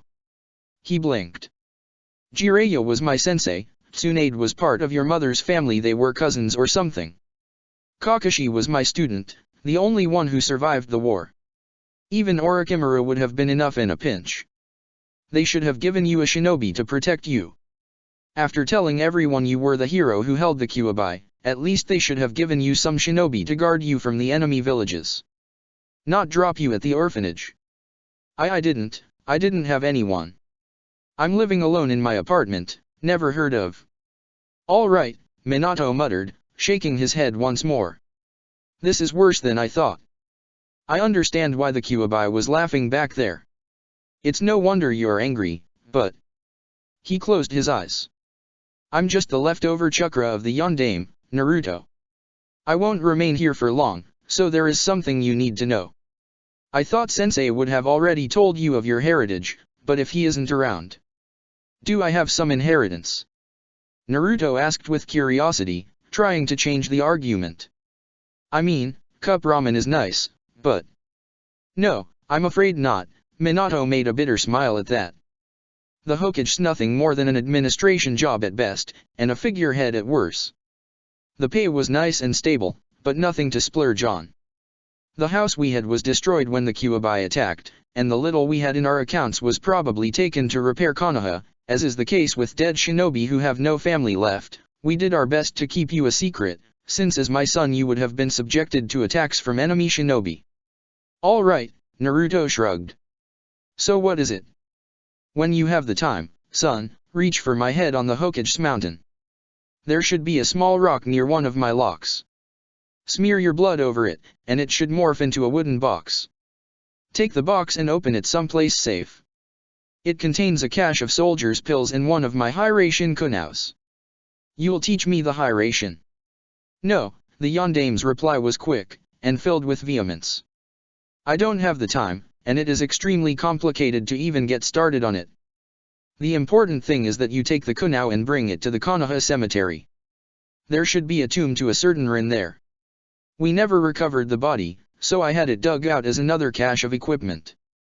The kunau opens the seals that surround it, and the coffin should hold enough of a selection of supplies to help you out as a shinobi. There is where the Hiraishin's scroll is held. Minato's voice grew stern in that instant. Listen to me well, Naruto. The Hiraishin is not easy. It is not as simple as merely sending forth a kunau and hopping to it. It requires perfect chakra control, enormous amounts of chakra and an overall extremely well-developed knowledge of the human body. Writing down the Fuinjutsu part is actually the easy thing, and with the kunau you have it wouldn't require much. Now, I want you to swear to me you will not abuse this knowledge. I did not create the Hiraishin as a technique for war, but as one to always be close to the people I cherished. He chuckled, as his gaze seemed to glaze over some old memory. Strange, isn't it? I was a mama's boy and found a way to talk with her even when out during missions. Next thing I know it's an S-rank technique only I can teach. Not many can get it down too, and the 3 bodyguards I had always followed my lead with it. Minato chuckled at that, before his eyes softened even more. Well, there's no need to swear to me now that I think about it. You'll do what you believe is right, only please, don't blame the innocents for it. Not everyone is a culprit. He sighed. And many times, people believe themselves right even when they're wrong. It happens to the best of us, trust me. Naruto swallowed heavily, before looking at his father with tears in his eyes. Will I see you again, Dad? Minato just smiled, and then gently ruffled Naruto's head. Not until a long time. Do your best, Naruto. I'm sorry I left you with this burden. I'm sorry you had to deal with all of this, and even if sorry does not cut it, even if I could go back and change things, I wouldn't, because there is a reason I gave you the Kyuubi, Naruto, and not just to protect Konoha. He whispered the last part in the boy's ear, as he moved in for one last hug. Be wary of the Uchiha. Kill them if the choice is to be made. Leave none alive. Whatever happens, do not trust any of them, ever, and don't trust the Kyuubi. He might be a prisoner against his will, but that does not make him any less dangerous or sinless. Then the Yondaime Hokage departed from that hug, and as he slowly faded away, he whispered a few last words. And tell Kakashi that if Kushina could see him, he'd kill him for having dropped off the radar with you. Wait! Naruto exclaimed, bringing his right arm forward. I have more questions. What about my mom? Who was? But the yondaime had already disappeared, leaving Naruto to slowly open his bleak eyes because of the morning sun. That, and because the sandaime Hokage was standing right there, pipe in his mouth, looking at him with a worried look. Naruto. Hokage-sama, he whispered back. The question was on the tip of his tongue, the dreaded question of, where is my mother, already there, already prepared, and yet he stilled. Did he really want to ask the man who was bound to know? The man who knew whom he was the son of, and yet had said nothing? He couldn't bring himself to. The nurse told me you were assaulted by an enemy shinobi, the Hokage began hesitantly. Do you remember anything important about him? Naruto shook his head, as the obvious questions were moved out of the way quickly. Hokage-sama, can I ask you a question? He whispered, locking his cerulean eyes with those of the sandaime. If I had not wanted to be a shinobi, would you have forced me to become one? The sandaime blinked, raising one of his eyebrows in surprise before schooling his features. I wouldn't have. Your successor would, right? He queried then. Successor? Are you already thinking I'm too old to rule, Naruto? There was a light smile on the man's lips, and what brought this on? I heard people talk, he replied. A man and a woman, they talked about a successor for you, someone who would brand me or something like that. Do I need a tattoo of sorts? Somehow, the fact that the sandaime did not display anything told him he had hit the nerve. The paralysis of the man's face couldn't be associated with much else. No, Naruto, he whispered. You will not never in fact, be branded. Don't worry, I'll see that those who talked are told not to meddle. Thank you, Hokage-sama, he replied. When can I leave? The nurse told you a few weeks, the Hokage commented. Naruto just breathed in calmly, before he heard a slight chuckle to his ears. He frowned as he felt the skin behind his back close up as if it had never been hurt to begin with. What you had to learn, you did, didn't you? The Kyuubi taunted him through the question, making him wince as he slowly stood up. It no longer felt as if his skin was being pulled off, albeit it felt kind of disgusting now what with the cold sensation of a jelly-like substance on his back. I'm fine, Hokage-sama, he said to the wizened sandaime. I've got something good out of the bad deal the yondaime gave me, he patted on his stomach as an afterthought. Hiruzen's pipe was in the man's mouth before long, puffing out smoke as the old shinobi nodded. I see, I'll have you discharged then. If you hurry you can even reach the Hokage Tower before the mission hours begin, and by tonight I should have found you a new apartment. There will be no need for that, Hokage-sama, another voice, familiar to Naruto, rang in the room.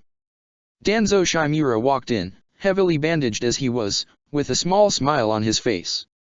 I was just coming to visit, but now that I'm hearing this, I do have more than one free room in my house. As his Kenjutsu-sensei, I say he has but to benefit from it. Hiruzen's hold on his pipe clenched slightly, as the man narrowed his eyes on the other one. Shimura-san, you shouldn't exert yourself too much. You are grievously wounded after all. Nothing lethal, Hokage-sama, and nothing that can prevent me from offering a room to a homeless shinobi for the time being, the Yami of Shinobi retorted with a small smile. Even then, Hiruzen retorted. There is a problem. What, pray tell, would it be? Danzo mocked ignorance, as he looked towards Naruto who was simply listening in while biting his lower lip. Naruto has not said yes. The two elders stared at one another for a moment, before they both turned to look at the boy who shrunk at being the target of attention. It's fine, if I'm not a bother, the boy hurriedly whispered back, in a squeaky voice as he grasped tightly onto the sheets of his bed. Then the problem is solved, Danzo grinned gently. I'll have the room prepared. And with those words, the Yami of Shinobi left the room. At the same time, Sakura Haruno was faced with a dilemma, as she stood in front of the fridge of her house. Her parents were there, so she couldn't skip on breakfast, but still, she didn't know whether or not try and not eat all the same. It was a force of habit after all, wasn't it? Her mother was actually smiling at her kindly, as she placed the breakfast in front of her. What was she going to do with it? Eat it all? Eat it a bit? She flinched as the words of her sensei barreled back into her head. Hesitantly, she picked up the chopsticks. Well, If she ate more, then she could try and train more, and afterwards she would lose more weight because of it, right? Worse to worse, she might even try as Ino did, the 2 fingers down the throat method. She didn't know why her parents were looking at her with a condescending attitude, but it puzzled and annoyed her all the same. They were going to be late in opening their shop, why were they still hanging around? It was as she finished breakfast and left, that a stray thought occurred to her. What if they had been told? What if they had been told and were now looking out for her? She swallowed thickly. She felt bloated, her stomach feeling full and all too heavy for her. She was going to put up weight if this continued, and she couldn't. Just how did Ino manage to pass by her parents' eyes? She even had a shinobi father, it should have been more difficult. As she reached for the Hokage Tower in the morning, her thoughts went to Naruto.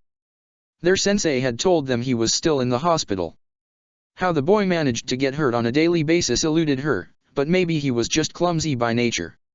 Why did he even try and become a shinobi then, if all that he did was fall on his own kunao? She frowned. That was a bad thought to have about a teammate. Sai had barely managed to save him from a fire, and he had been badly burned.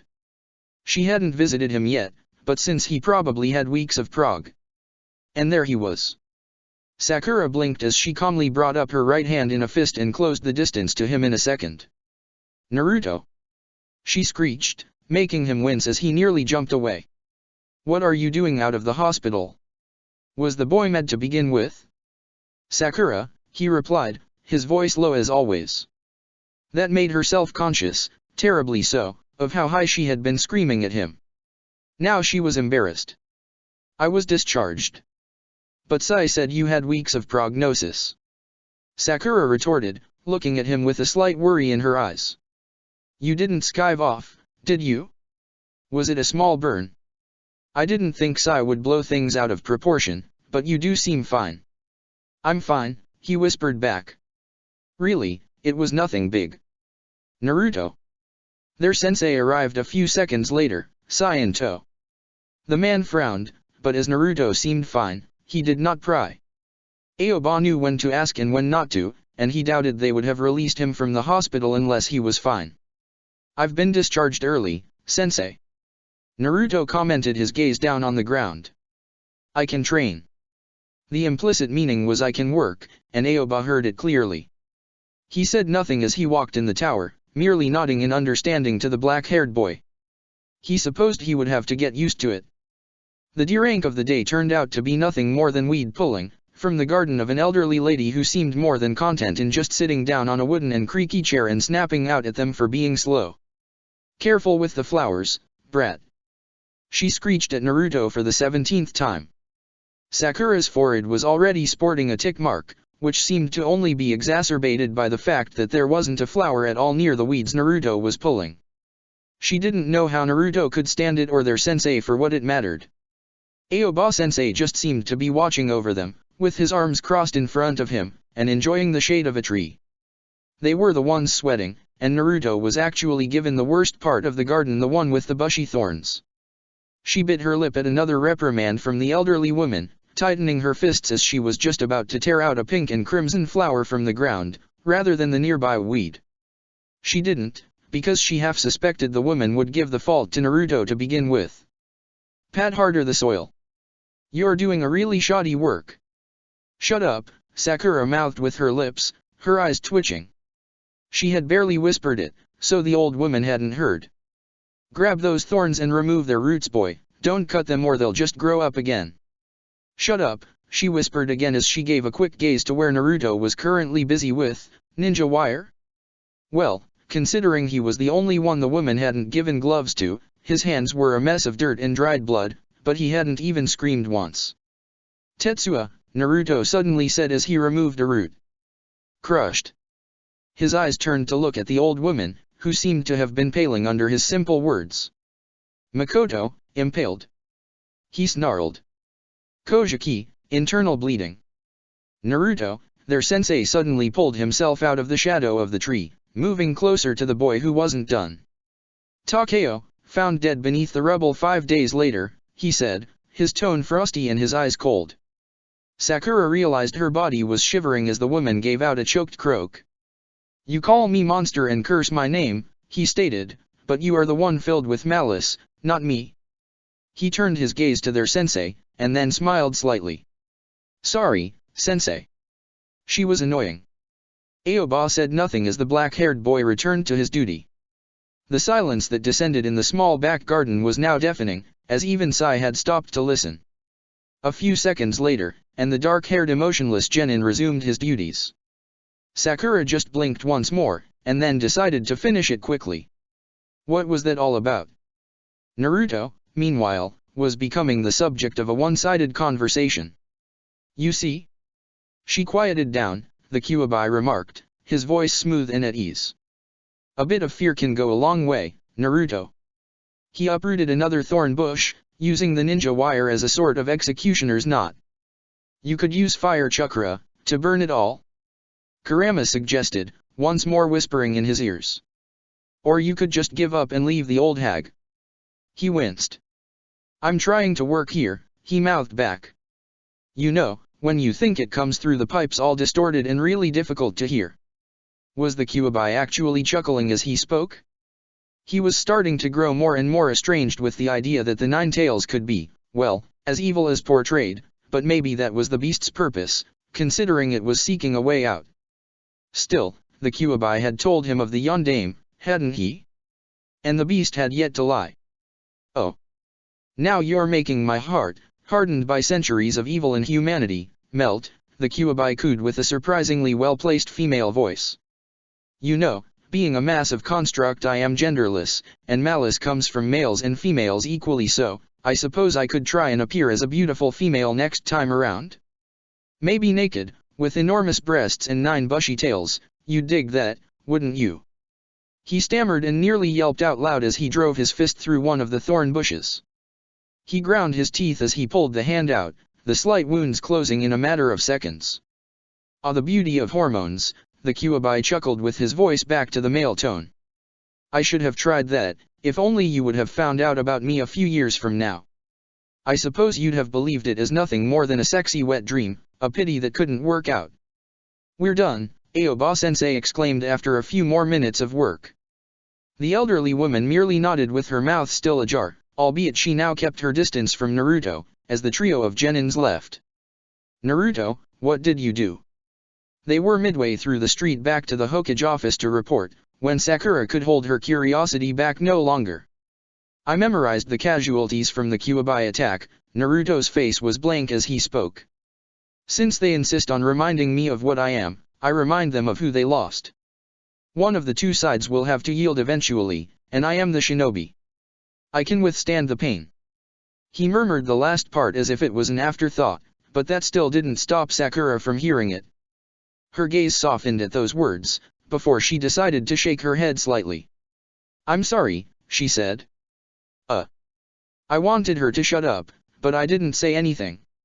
It doesn't matter, Naruto replied with a tired tone. I'm used to it. It does matter, and it doesn't mean anything that you're used to it. She chided back at him, huffing. We're friends, right? Right, he stammered out, perplexity etched on his face as she merely smiled back and nodded. Even Sai can be our friend, right Sai? Sai actually blinked, his mouth slightly open in surprise. He nodded with actual vigor too, before blurting out.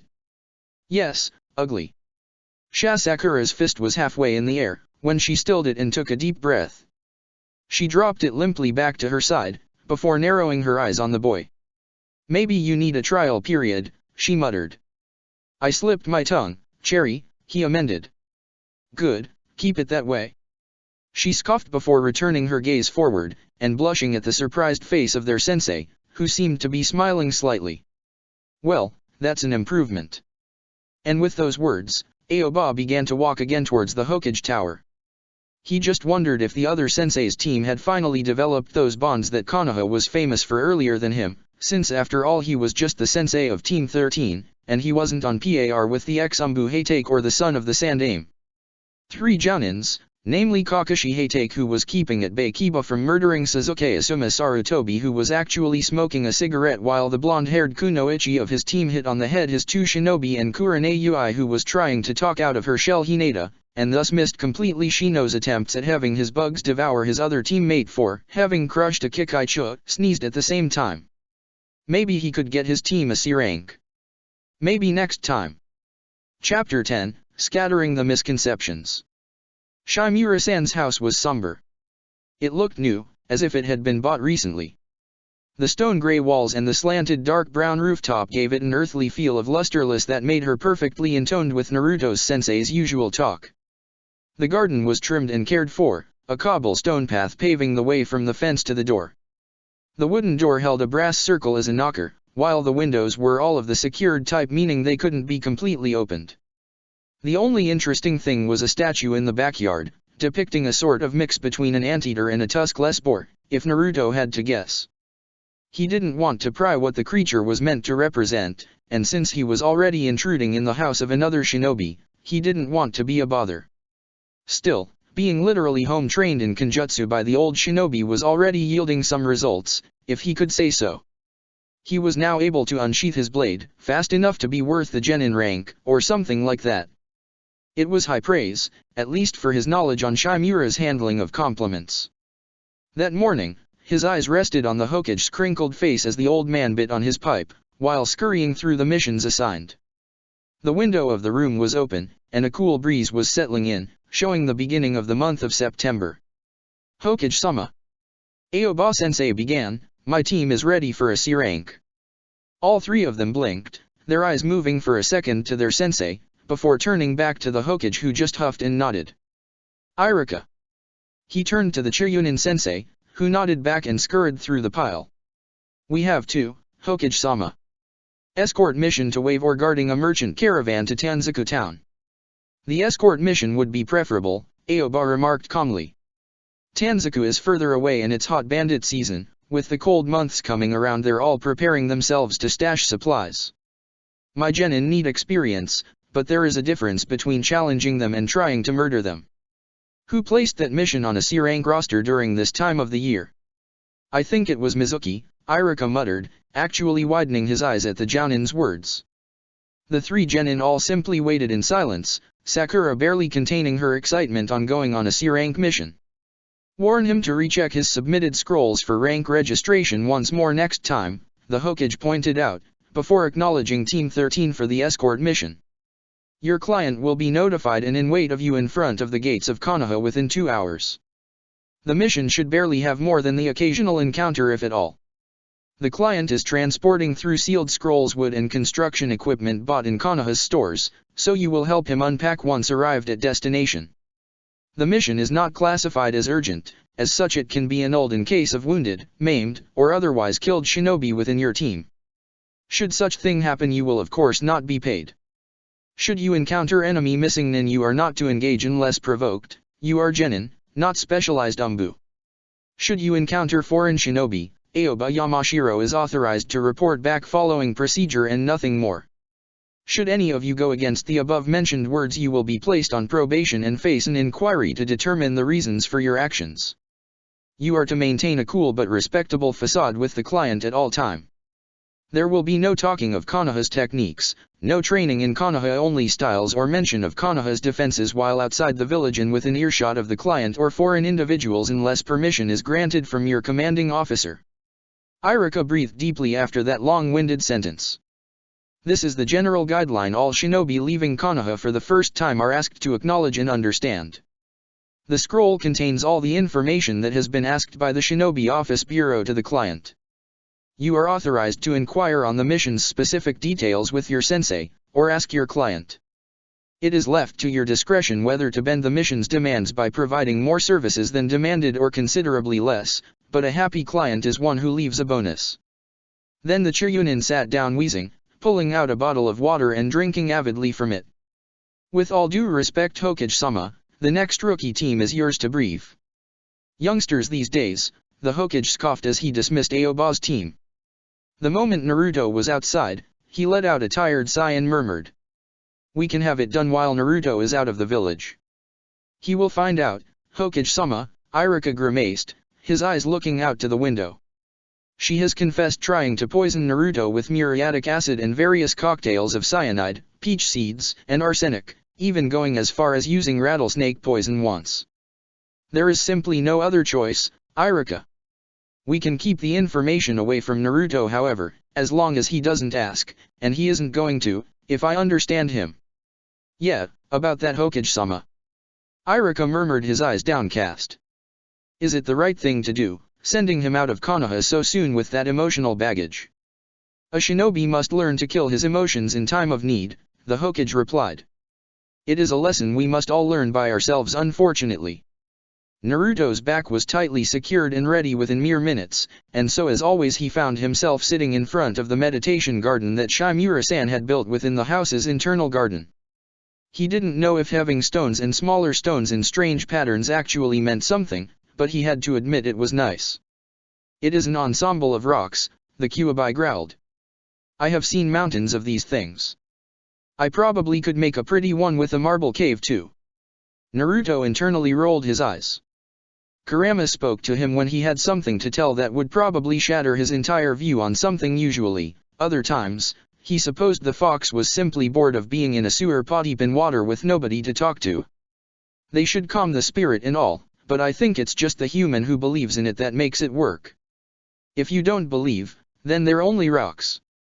If you believe, then they can be rotten fishes for all you'll care, you'll still feel relaxed. Naruto's nose twitched as the smell of brown leaf tea floated near him.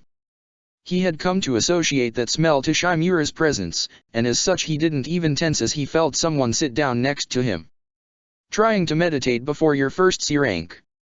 Naruto didn't even bother to ask how he knew. He just answered back. Yeah, we'll be going to the land of waves. He opened his eyes, staring at the bandaged face of his teacher next to him. It shouldn't be difficult, but I can't help but be nervous. To be nervous is to be attentive of one's surroundings, Shimura replied calmly. But do not let nervousness become paranoia. To see enemies in the shadows requires a keen eye, but to see smoke all that one need is to be filled with distress. So I should be careful, but not overly so. A good shinobi knows the correct amount of suspicion to use, no matter where or with whom. Naruto bit his lip, before asking in a meek voice. What if something goes wrong? Then it will, Danzo replied smoothly. No mission is guaranteed to be as easy as written, but foolish is the shinobi who does not expect the worst, prepare for the worst possible thing and has a plan for a suicidal situation. You're speaking like Aoba-sensei, Shimura-sensei, Naruto replied, his lips quirking upward in a slight grin. I better go, or I'll be late. I will not tell you not to worry, or that the mission will be simple. I will not tell you good luck or something similar, Danzo spoke gravely. All that I have to say is this, Naruto, you have your training. Remember it. Yes, Shimura-sensei. Konoha's gates held a small office box right next to them, where usually a pair of Chiyunin stood more for bureaucratic purposes than outright guard duty. The honor of protecting the gate was reserved to Umbu, hidden either in plain sight as civilians taking a stroll, or in the shadows ready to strike at a moment's notice. Aoba-sensei was already signing off the documents that would tell at what hour and with which members his team departed from the village, and just as he turned around he was pleasantly surprised to find Naruto. The boy had arrived just in time, now all they were missing was the client. Naruto. You nearly got here late, Sakura hissed at him. The boy just gave a nervous smile back, before answering. I'm sorry, Shimura-sensei was home. I think he heard I was leaving and went away from the shop to see me off. Naruto mumbled, his eyes softening at the thought. He might buy a souvenir from Wave for the old shinobi, maybe he'd like some tea leaves? He dropped his bag on the floor and began to check its contents. He had 2 kunai, a band of ninja wire, a dozen of shuriken and a pocket knife within. Wrapped in thick plastic wraps was a change of clothes, so that even if he did end up in a blizzard or ended up wet from a sudden rain he'd have a dry change. He also lifted slightly the 2 flasks of water, both heavy and thus filled, and secured the third to his belt. Leaving Konoha didn't only mean a more dangerous mission, it also meant more things to check for. He had tasteless protein bars, a small pouch filled with coffee sweets in case a mixture of caffeine and sugar was needed to stave off sleep that had been Shimura-sensei's suggestion. Naruto hated coffee, it was bitter. He also had a flask of alcohol and 2 pints of oil. In case the wood wasn't dry and the fire needed something to start with, he also had been given a few sticks of coal from Shimura-sensei. He actually wondered if the man hadn't been fretting too much with him. It was as if he expected this mission to suddenly last years within enemy territory, with no one able to help. They were going with their Jounin-sensei. The man was meant to know his stuff. Sai's and Sakura's bag contained pretty much the same things, albeit Sai also brought out 3 soldier pills. Naruto's eyebrows rose exponentially. Those were pretty costly, and seeing them reminded him of the Yondame's secret stash. He had yet to even go near it. First off, he wasn't sure he'd manage to get it without alerting someone, and if there really was the Hiraishin technique, he no doubt would have to part with it so that Konoha could add it to its library. It might be a bit of a spoiled kid act, but that was his father's technique, which meant it was his too, not of Konoha. "Cherry, Dickless, are you prepared?" Sai asked with a hint of. Was that actually a worried tone? Naruto's ears twitched, as he looked at Sai's face, which had a light frown. "I hope so," Sakura mumbled, biting her lower lip. She double-checked her stuff again, before finally putting her bag back on her shoulders. "Aoba-sensei, what's our client like?" "He should be a gray-haired man in his 60s, dark eyes, and a worker's build." Aoba's reply was curt and to the point. "Remember, you are not actually forced to engage and terminate the hostiles. Defend the target, and if bandits attack, I will take care of them. Your priority is the target's life, not bounties on missing nin's heads or the likes." "Yes, sensei," they chorused, as their eyes soon scanned through the crowd. A half-drunk man stammered towards them, taking a swig of sake before bringing up his left arm. "I'm the awesome super bridge builder Tajuna," he exclaimed cheerfully. "Have you seen the super ninja team assigned to me for the mission?" "We are, Tajuna-san," Aoba remarked calmly without an inflection in his voice. The man gave a curious glance at them, as if scrutinizing his escorts, before huffing. "I hope Pinky there pulls her weight, she's a bit scrawny to be a ninja." The look of hurt on Sakura's face was soon met with a light snarl from Naruto's own.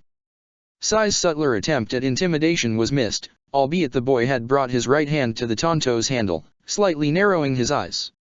Sure, Cherry was annoying, and she clearly wasn't meant to be a kunoichi in the first place, but he, a trained shinobi, was the one who could insult her, not a civilian. "I would kindly advise not to insult your escorts," Aoba softly spoke, his gaze freezing Naruto on the spot. It was that sort of cold and deadly gaze that hinted all sorts of pain to be given if he as much as tried to make a single move to wring the neck of the client. They have decided to lay their lives in defense of the village since the moment they donned their forehead protectors. All of them are adequately prepared and ready for this mission. I trust them implicitly to do the right thing." Sakura puffed her chest out at those words, while Sai seemingly relaxed. Aoba said nothing, but his right eye did twitch when Naruto stared from him to the client again, his eyes cold and his gaze transfixed on Tajuna's neck. He had no doubt Danzo Shimura had told the boy where to strike in case he wanted to make a kill, and Naruto was starting to move off the charts he had built on him. He had expected an introverted to gently bring out of his shell, hoping to smother the hatred and anger he might feel. He hadn't expected the egg to start cracking already. Unless he acted, he had no doubt the boy would do something stupid, like charging at an enemy to show his emotions. Repressing them like that was never healthy, but he knew he couldn't do a miracle like with Sakura. He didn't know what strings to pull with Naruto, because the boy had literally none. He took offered food with distaste but also with disgust towards himself for being weak. He refused to be the one to initiate a conversation with a stranger, and he seemed to be double-checking the distance between Tajuna and Sakura repeatedly. He was even slightly tensing every time the civilian brought up his sake bottle to take a swig, as apparently his elbow moved too close to Sakura's side for his ease. The fact he did the very same motions for Sai just told him what he believed the man to be, an enemy. "They gave me kids, how am I going to get them to help me with Gato? The man is going to drown Wave if this keeps up." The Kyuubi whispered in Naruto's ears, revealing to him the horrible truth of the matter. The man had lied on the mission rank, and he was guiding his team to death. He hired missing nin. "I hope their sensei can protect me," Kurama chuckled as he added that last part. He normally wouldn't trust all the fox said at face value, but did he really have a reason to lie? He was keeping his eyes on the man's back, and if what the fox said was true, He'd stab the bastard himself to get the missing nins off his team. Sure, maybe Sai called him dickless rather than Naruto, but there wasn't malice in his words. He could have called him Blue Eyes or Thing and it would still come out with the same tone. He knew some boys called each other nicknames that held offensive words, like Kiba was dog breath to Hibachi. Sakura had told him she was his friend. That was the first time anyone had actually said that out loud. Didn't matter, he was actually without a clue on what to do with a friend. He wasn't going to let a friend down, no matter what. As much as these sickening sweet thoughts are entertaining, the Kyuubi drawled out as their march proceeded smoothly. I have a proposition. Naruto rolled his eyes, but still made a silent throat verse, as if to hum a tune. I will heal you if you survive your battles with your enemy in exchange for freedom to be given just a few seconds before your death. Naruto frowned. The fox wasn't going to help him in battle, but he was going to heal him afterwards if he didn't die. And if he knew there was no hope, then all he'd have to do would be to rip apart the seal and go out after bringing back the Kyuubi. Still, would the Kyuubi attack Konoha? I can swear I won't attack Konoha at my freedom. Naruto actually imagined Kurama rolling its eyes. And even if I did, I suppose you would still be there to stop me, considering you're an Uzumaki. The raven-haired boy just snorted silently. We'll set an ambush further down the road, a male guttural voice reached his ears. Having shinobi won't protect the man. Shouldn't we tell Zabuza-san? The other voice whispered. He knew they weren't actually whispering near him. It was the fox. The malice that condensed into chakra whispered to his ears the evil thoughts of people, and he knew the fox was doing this to rile him up. He was wondering how Kurama intended to make him respect his own side of the deal, if he accepted it. It wasn't as if he could do something now, could. A sickening flare of pain nearly made him buckle over as his stomach seemed to have been torn apart by 1,000 of scorching steel needles. I can make you feel the worst kind of pain for quite a while, the Kyuubi whispered softly. The seal will contain me, and I will not kill you, but my chakra is corrosive by nature, and I can give it to you in its highest form. I can deliver through your chakra pathways such levels of corruptions that would make you hope for the sweet release of death. I don't, because I am frankly not all that eager to go through the effort, but do not think that me being imprisoned means me being powerless to have my revenge, should you break our deal. All right, he whispered softly. All right. You said something, dickless? Sai asked, having probably picked up his words. No, nothing, Sai. Naruto replied. I say we aim for the girl first, one of the missing nins hissed. She looks fresh. Brother, you are disgusting, the other retorted angrily. We get the man, and that's all. We already have Kiri, you really want to add the Konoha nins to our equation? Doesn't Tajuna have a daughter? He does have one. The Kyuubi's whispers lowered themselves to nothing more than meek murmurs, leaving Naruto's blood to boil slowly. Aoba Yamashiro was quietly eyeing his genins, seeing how they worked their way through their first escort mission. The sun was high and warm, and there probably wasn't going to be a cloud for the entire trip, at least until they reached the land of waves. It spoke well of the mission. That lasted until he heard the rustling of branches coming from the trees to his left. His eyes narrowed and his gaze went to the treetops. There, hidden behind a few leaves of foliage, were two shinobi with slashed kirigaku or forehead protectors. He tensed slightly as he kept his gaze on the two of them, subtly telling them he had seen them. The two looked back at him pointedly, before pointing to his client. This was actually common courtesy. Missing nins rarely wished to fight shinobis of other villages, as many times, underground work was provided by them. Many shinobi took up missions that went directly against their home village, or that were to be done in their village's lands, so that they would not risk making more enemies. No use increasing one's own bounty more than necessary after all.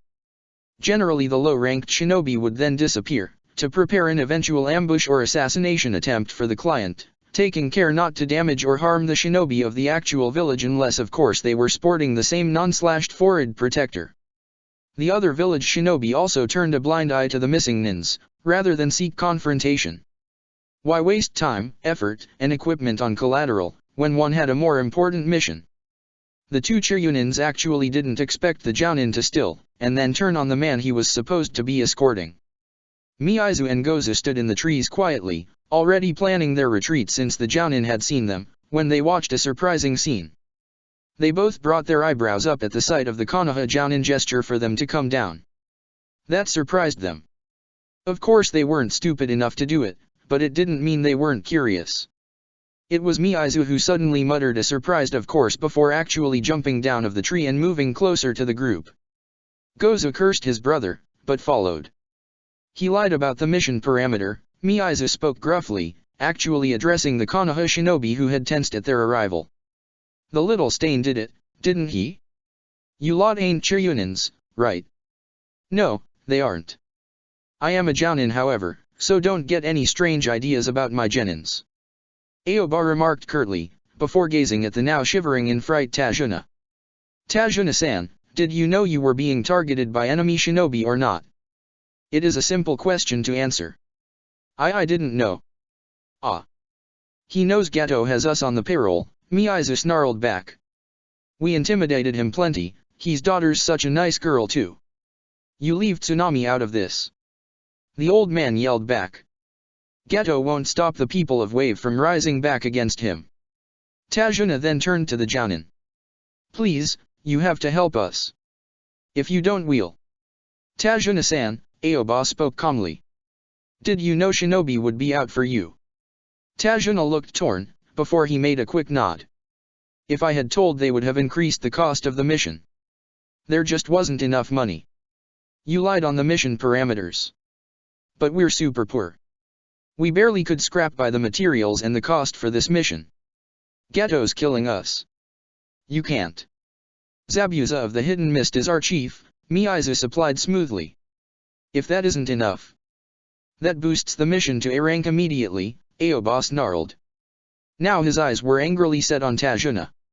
Did you know of one of the swordsmen of the mist being our enemy, Tajuna-san?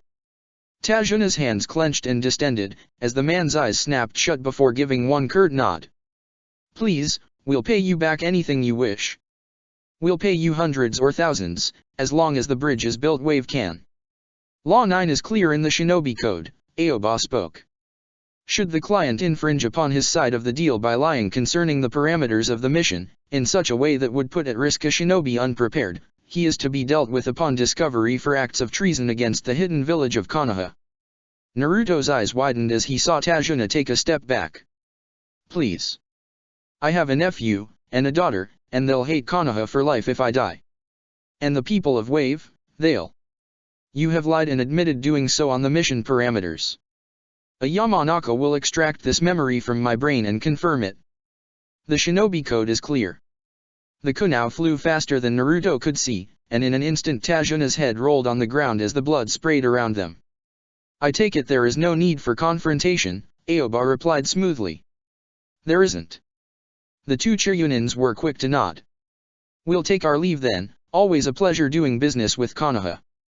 Need anything in Wave area, we'll be there for a while, you just need to ask. I'll tell the higher-ups. And then the two Chiryunins ran back on the trees, disappearing from sight. Aoba turned to look at his genin, finding two of them pale beyond their wits and covered in smudges of blood and one emotionless looking, even bored about the entire ordeal. Somehow, he had no doubt Sai would be unfazed by this. Sakura and Naruto on the other hand. The girl just stared. She stared at the now headless body with tremors running through her body. She gulped down anxiously, before falling on her knees to the side and retching on the grass, her hands clawing at the ground as she began to sob. Naruto instead just looked. He looked at the body with a mixture of disgust and self-loathing, something that actually made Aoba think. What did the boy have to give himself the fault of? It wasn't him who had written the shinobi code, and unless he had known about Tajuna's lie, which he doubted, since he too couldn't actually read the mind of people, there was little he could have done. Maybe it was just some sort of saving people thing he had?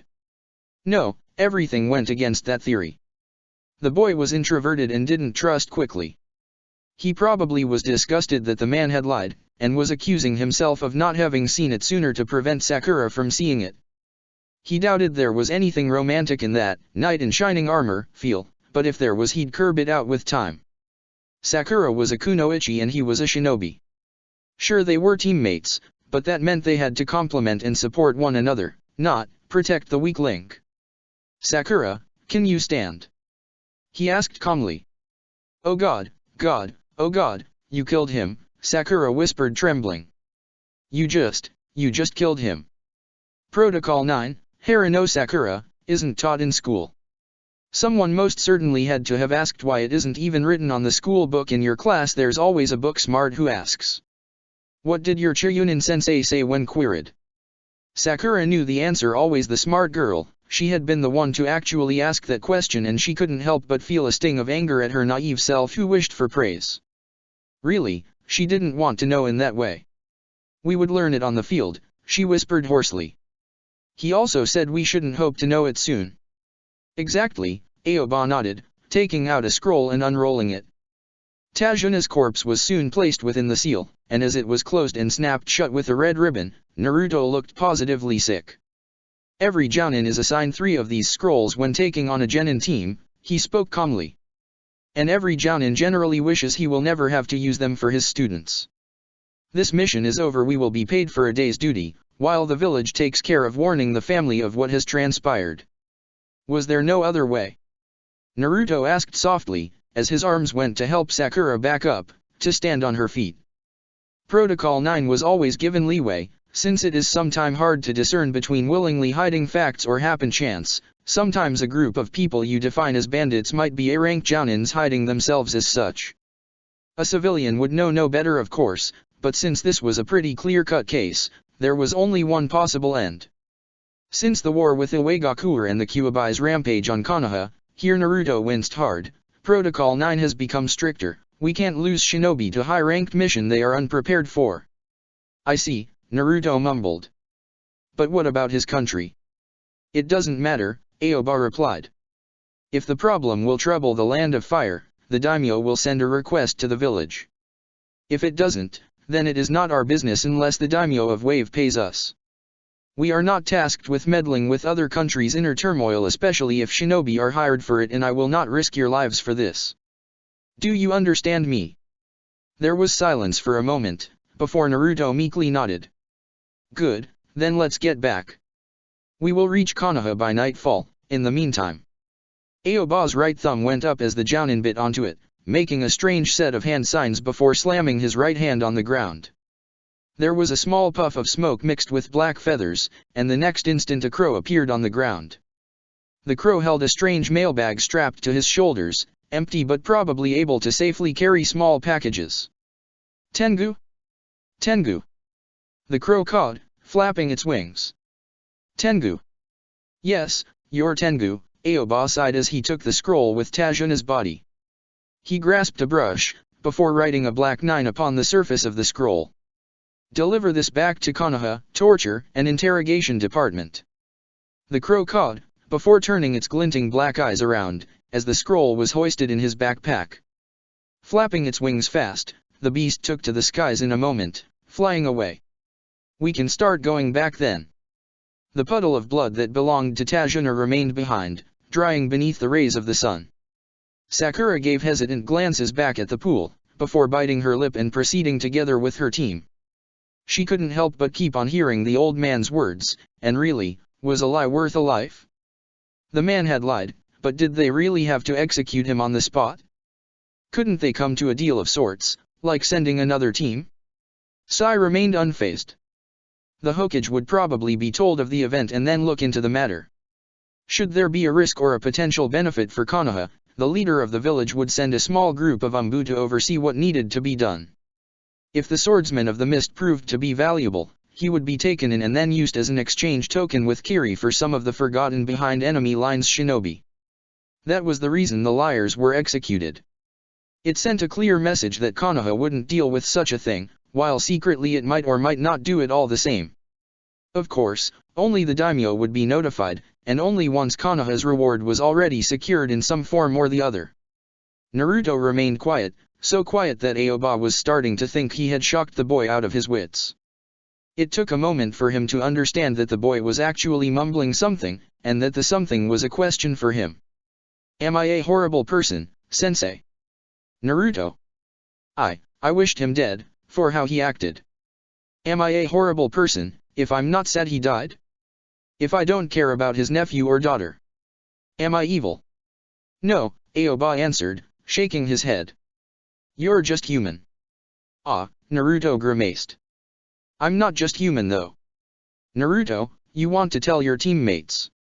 Aoba inquired, giving a gaze over to Sakura and Sai, who both seemed unfazed by the boy's words, but Sakura's facial expressions were giving off the wrong vibes. It wasn't curiosity, but fear. Fear as if she already knew. Sai on the other hand was as emotionless as a brick wall. Sometimes he wondered if the boy had been given emotion training, maybe his private teacher?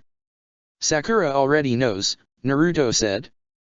Sai, I'm the Jinhuriki of the Kyuubi. Oh, the dark-haired boy replied. That doesn't change the fact you're without a dick. Naruto snorted at that, barely repressing a slight twitch of his lips that would have turned into a grin, had he let it go. Sensei, I think mine has to be one of the worst secrets to ever been held as such in the history of Konoha, the boy retorted. It was in a surprisingly awkward silence that the rest of the trip reached its end, and as they neared the gates of Konoha, a small group had already formed. A small group of civilians to be more precise. Sensei. Sakura whispered in surprise. They seemed to be waiting for someone, and as their group neared the civilians who saw them stirred and called the others pointing at them. Naruto stopped. He stopped even before they passed through the gates, a few meters away from the wide wooden doors. You monster!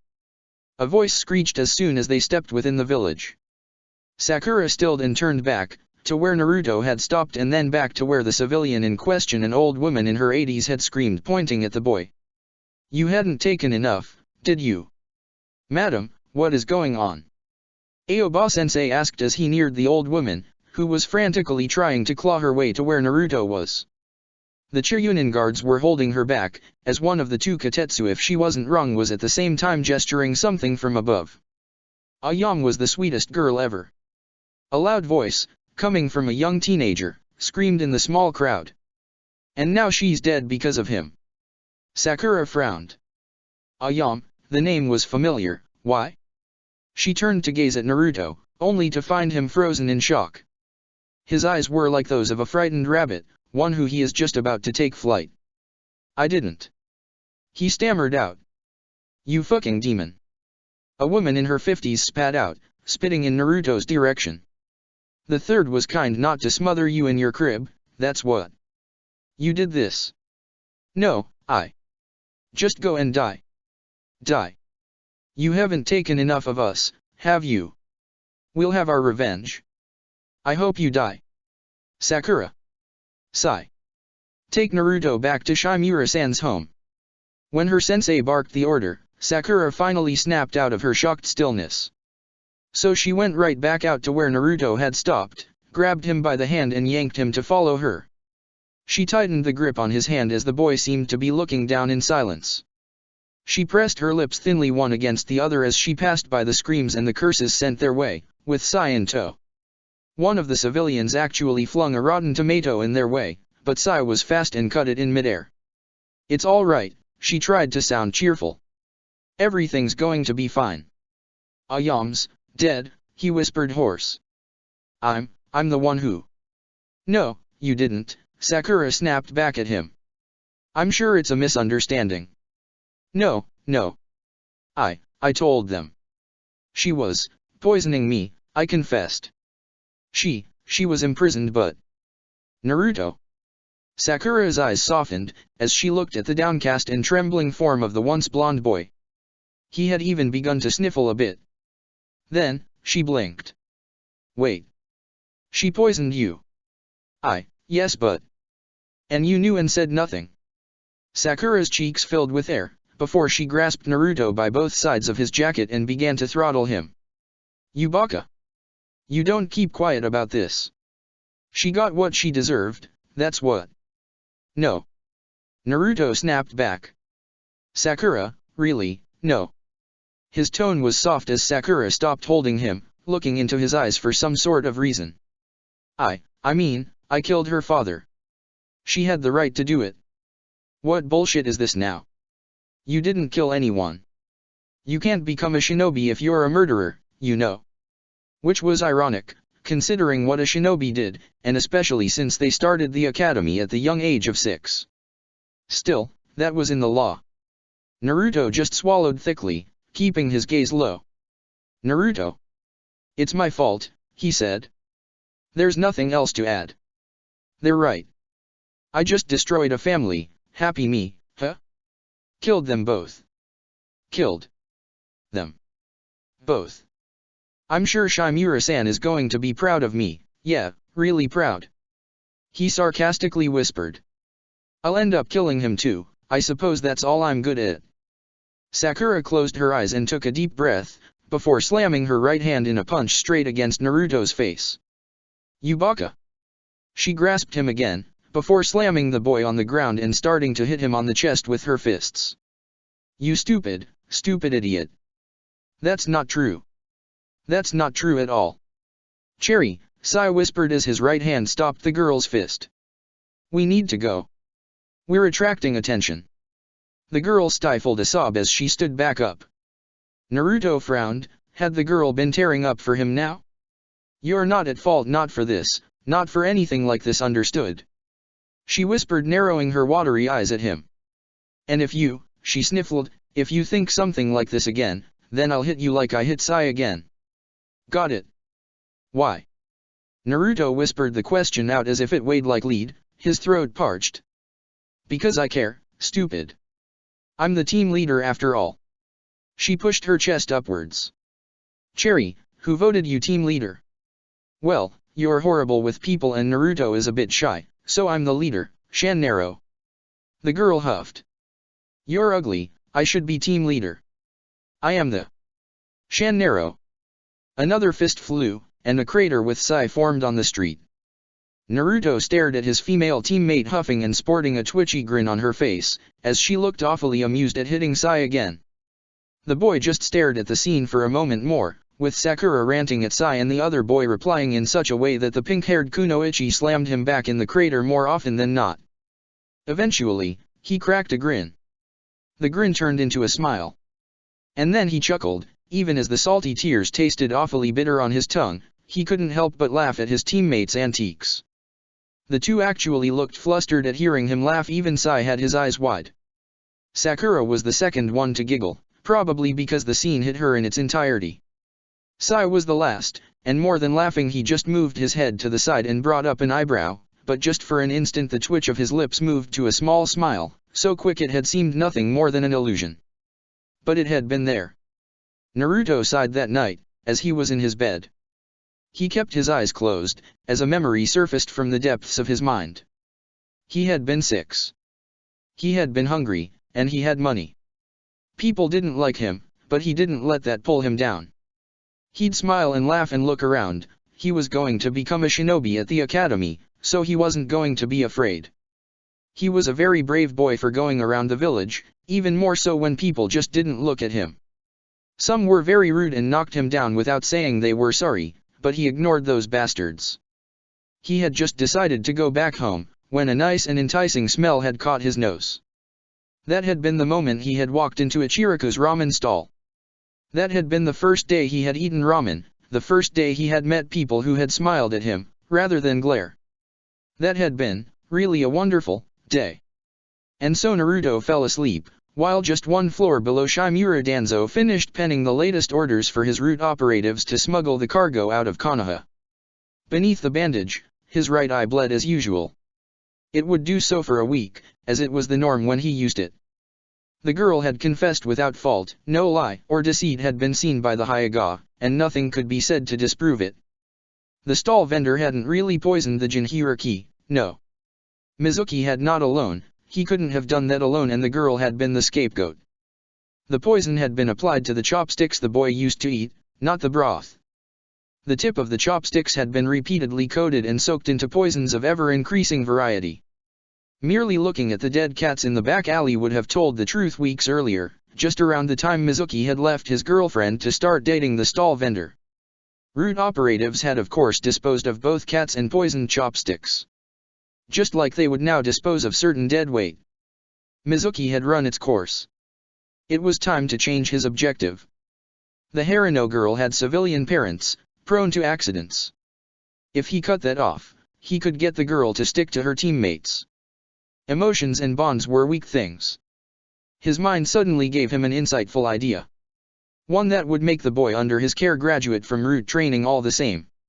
If he brought the boy under his fold, and then revealed to the girl that he had killed her parents. And if he managed to get Orochimaru to play along. A small smile formed on the lips of the Yami of Shinobi. Konoha would get his deadly and emotionless operative soon, of that, he'd make sure personally. The malice that filtered through the shinobi's chakra condensed into spirals, as it slowly merged with the Kyuubi like 1,000 of others did at the same time. The giant nine-tailed fox simply grinned. One might say that knowing the opponent's deals beforehand was cheating, but in life cheating didn't exist. And it was his job after all, to destroy, to cleanse, and to purify. The sage of the six paths had been many things, but unfortunately he had believed too much in the world itself. Humanity was not made of saints and heroes. Chakra was not used to help other people, but learned as a mean to kill more. Shinobi were not saviors, but angels of death. Ah, the irony, his grandfather would surely destroy the shinobi world himself, had he still been alive. Since he wasn't. That work fell to him. And his brothers and sisters, if he got them to cooperate. Check the description for the links to the author.